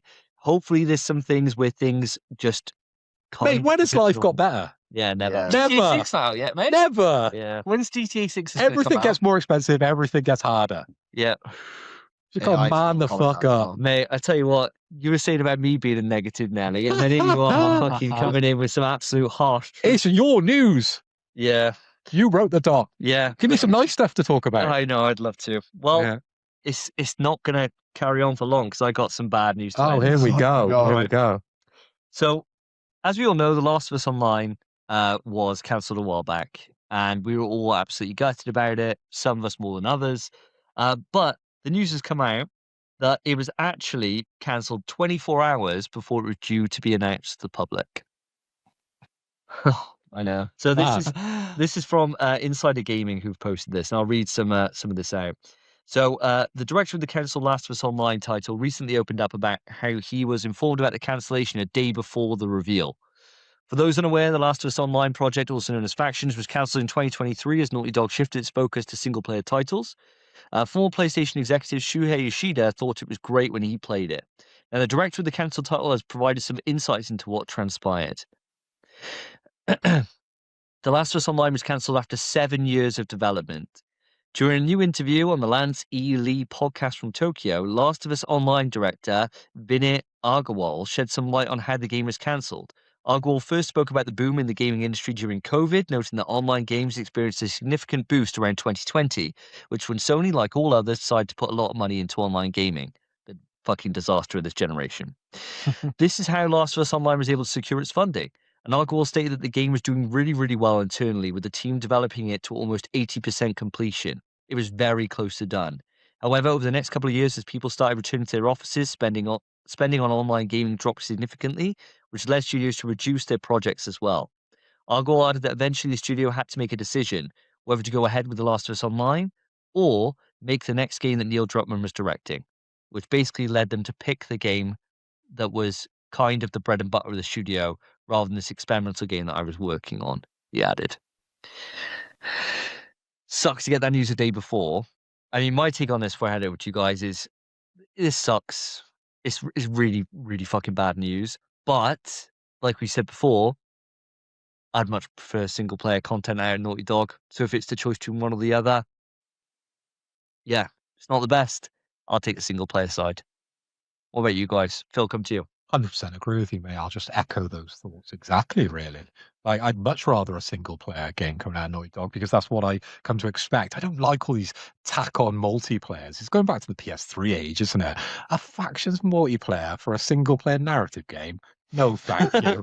I ain't asked with any of that. I wouldn't play it anyway. It'd be all right. I'd probably buy it. It'd be up on the shelf. But would I play it? No. But getting cancelled 24 hours before, they've literally got the game. Yeah. How frustrating is that, right? You've made that game. It's there. You've played it. You love it. You've put your heart, your soul, you've put everything else, blood, sweat, and tears, and the rest into that game. And they're like, computer says no. But what we really need to do, if we really want this, is bring back COVID. We need COVID too. That's true. That's true. Yeah. Start developing it. What about you? All the Chinese Yeah, all the listeners. Chinese. Get on some more Yeah. bats, bro. Get some woohoo back in. Yeah, back. even 20. Yeah. Get it in. 20, COVID X. 20 times the bat. COVID X. Yeah. Shinji. The Nemesis strain. Yeah, that's what we need. Yeah. That's what we need. The B virus. Yeah. So what about yourself then, Joe? Let's come to you. Yeah, I agree with you guys that if it was between one and the other, yeah, I'm leaning more towards a single player as well. But I mean, if there was like The Last of Us 2 style multiplayer, that's got potential, you know. The physics in that game are fantastic, especially if they did something like going back to Marathon, where you've got like NPCs in the lobby as well. Oh, you never played Factions on No. PS3, did you? No. Oh, mate. Do you want me to tell you how it was? Like what it was Bad. like? No, I thought it was great, Mhm. but only after playing 30 hours of it. Mhm. Initially, yeah, it was ass. But the issue was I was playing a game of a PS3 online game years after it had launched, and everyone playing it still was level 99 or 100, and they knew everything. Mhm. But it's literally you're playing Last of Us, Mhm. so you're able to craft and everything, and just enemies coming at you, and that's it. So it's like you're fighting humans in The Last of Us, but obviously there's other players controlling them. That is just the way it was. You play in team deathmatch on just a map, and that was it. But then there's a built-in system where you're the leader of a camp, And if you do well in your games, that camp flourishes and grows. And if you fail in your games, the camp diminishes and it might die. And then all your progress is reset. And you had to get your camp big enough for the plat, and this is where it sucks. I remember that part of it, yeah. So I wouldn't have that kind of tedious part of it. But did it have NPCs, like No. clickers? Not at all. See, I think that's got potential. See, if you're on like a certain, you know, area, you can have team deathmatch or capture the flag or whatever. But then having like I guarantee clickers and stuff dotted around as well would be really I cool. guarantee you they would have, because in Last of Us 2, they sometimes had the clickers on chains. You could free Yes, yeah, in and then the run into roguelike. them. Yeah, I guarantee you. Yeah. Yeah. I think it had legs. And I think these days, if it was Sony or just before, say it was a couple of years later and it was just before Concord's release, I reckon they probably would have plowed ahead with this and just got another support studio on it. Just take over from Naughty Dog. Naughty Dog, you do your thing. These guys got it 80%, just finish it off, you know? Whereas these days now, like when they called this, it's just too fucking risky, innit? Get into this space, it's just risky. And they cancelled so many of these fucking projects that it's just been such a wasted gen. But Spence, you're the only one out of us with any faction's actual experience. Mm. So does this news hit you even harder? It's not the actual faction side of it, it's the timing of it, really, that's just annoying. It was just a poor decision, and it took too long to develop. That is literally what it comes down to, because I don't actually blame them for cancelling it at all. Even if it was the day before it's supposed to be announced, that sucks. But it does make sense for it to have been cancelled, because the live service jump during COVID, massive, enormous. You can't start developing a game during that. Yeah. It jumped for the games that were already out or coming out in that time. If They you're just didn't gonna know how long COVID was going to last, though. 7 years, though. Could have been forever. It could have been, but blooming heck. It's insane. And then, obviously, with the decline of online gaming, which there obviously would have been, because people start touching grass again, because you're allowed to. Yeah. Bloody, yeah, it's just the way it goes. And I do agree with all of you. I would prefer a single player experience from Naughty Dog. But I did, by the end of Factions, really get into it. I was enjoying it a lot. And this, with Last of Us 2 kind of systems where you're able to go prone, sneak around, new craftables, That's what I'm saying. clickers on chains, It would have been sick. new expanded maps, the The fidelity of contextual Last of Us 2. combats, yeah. Yeah, Yeah. God, it would have been very, very cool. And I wish I got a chance to see it, because we didn't really ever even see it. No. We only saw not even a cinematic, actually. So like a still. Yeah, we like saw a- images. Yeah, We two never people saw. stood at the top of a building looking out. And Yeah. it was like a generic Last Yeah, of Us picture. We never right? saw a single second of gameplay. Yeah. I think that really what they should have done when they were told it was cancelled, just leaked a bit of gameplay. Yeah. Yeah, and made people cry out The for it. Deadpool. Like, Yeah, literally the Deadpool. That's what they should have done. Yeah. But obviously it's too late now. It's not going to happen. Yeah. But that would have been what they should have done to kind of get Sony on side. hmm But it is sad. And 24 hours before being announced is just a fucking kick in the teeth, innit? But Surely it wouldn't take too much to skin it under a different kind of brand. Naughty Dog wouldn't be allowed, surely. No, but the systems they've developed in place, I don't know where they start, but I'd assume they start with the systems rather than the look and the feel of the game. And like they kind of do that afterwards. I imagine so. I'm relating it to building a website, I'm not starting with the style sheet, Yeah, yeah. So could it not just be any game just with those systems in place? I guess so. I mean, the thing that we spoke about on the podcast ages ago, when it was kind of first announced for cancellation, was that Bungie had gone around to all different studios and said, like how much work it's going to be to maintain it. This is going to be all you do going forward, that kind of stuff. So they'd need to have a big enough studio on the back end to be able to look after it and to make it into a viable live service game. And the only thing now is that they're just moving away from this push, So Oh, also, actually, sorry, I don't believe this. no, Because the director, every single thing in the last like 6-7 years of Last of Us has been leaked way before it's been announced. So why wasn't that leaked? Pretty much everything to do with Factions was leaked before they announced it. this is the game director saying it, mind. Yeah, I know, Just but based I on think the he might timeline be more kind of, it might have been like a week before it was announced. He Oh, might you're be- thinking this? Yeah, I see. what you Yeah, mean. and it might not have been 80% done. It might have been like 60% done. He might be exaggerating a bit. Yeah, maybe. 'Cause I bet it You're wasn't. saying the he's day a before. bullshitter? I think he's Calling him out? bullshitting. I Mhm. think he's exaggerating. Yeah, I Calling bet him it out? wasn't the day before. If it was the day before, it'd have been leaked 100%. Yeah. Because that means they had a trailer ready to release. for sure. Yeah, I'd have released it then. I'd have got my mate, just send it to my mate, and be like, leak this for me, mate. Yeah. Why not? I don't really understand where all the development's coming from.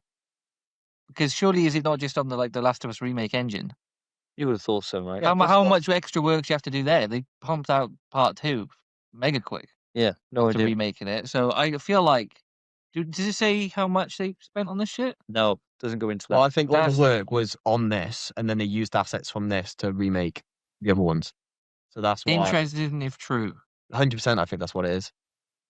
100%, I think. Yeah, 100%. That's the way I'm thinking. Okay. I get you. You need to Okay. confirmation of that. That's like I'll do it now in a minute. That's like Yeah, how I do it. know, that's exactly what I was saying, yeah. Yeah, but yeah, I'm 100% exaggerating, but I do think I know what you mean. Yeah. That 100%, it was from Last of Us Online, and it's just been used those assets. I've really just been thinking about how potential this could have been, to be honest, you know. If imagine you can pick you could be like Seraphite or WLF, and then, you know, if you're playing Seraphite, it's your, in-game command where you can do the voices. For you, it's just the whistle. For enemies, it's just the whistle. But between them, you can have a subtitle come up saying enemies over there. Yeah, that'd be cool. That type of thing. If you're WLF, you can have a dog you can control as well that's with you. That kind of stuff. There's so much potential here, you know. Different loadouts as well. Yeah. That's what I'm saying. Yeah. You're wasted, bro. You should be in. You should be. Get me friends with on. these. Get you Game in. that can't be mentioned X. Mate, get your ass into the only UK studio here. Media Molecule, pump something Get him out. to bro. make something, bro. Pump something out. Whip that fucking whip. All those little junior colleagues. I can't make fucking Sackboy now. Little rats. Anything's better than what you're doing now. Nothing. Yeah, nothing. Just sitting there strumming it, bro. Just coming in, giving the top. Getting paid, bro. Just, Yeah. topping the fucking directors. They're all wanking off in the, in Yeah. the office. Yeah. What are you boys up to today? Well, you know. Back to usual, bro. We're, Yeah. Fucking Yeah. Davey Yeah. special. we're wanking off into dollar bills, baby. On Sony's fucking money. Right, well, with that, I think that brings quick news to a close. I think it does. And so it means you're going to see a transition shift pretty shortly as we go into our topic, because it is the fucking big quiz. So expect us to be a bit drunker, different setup, and games are coming. See you in a tech.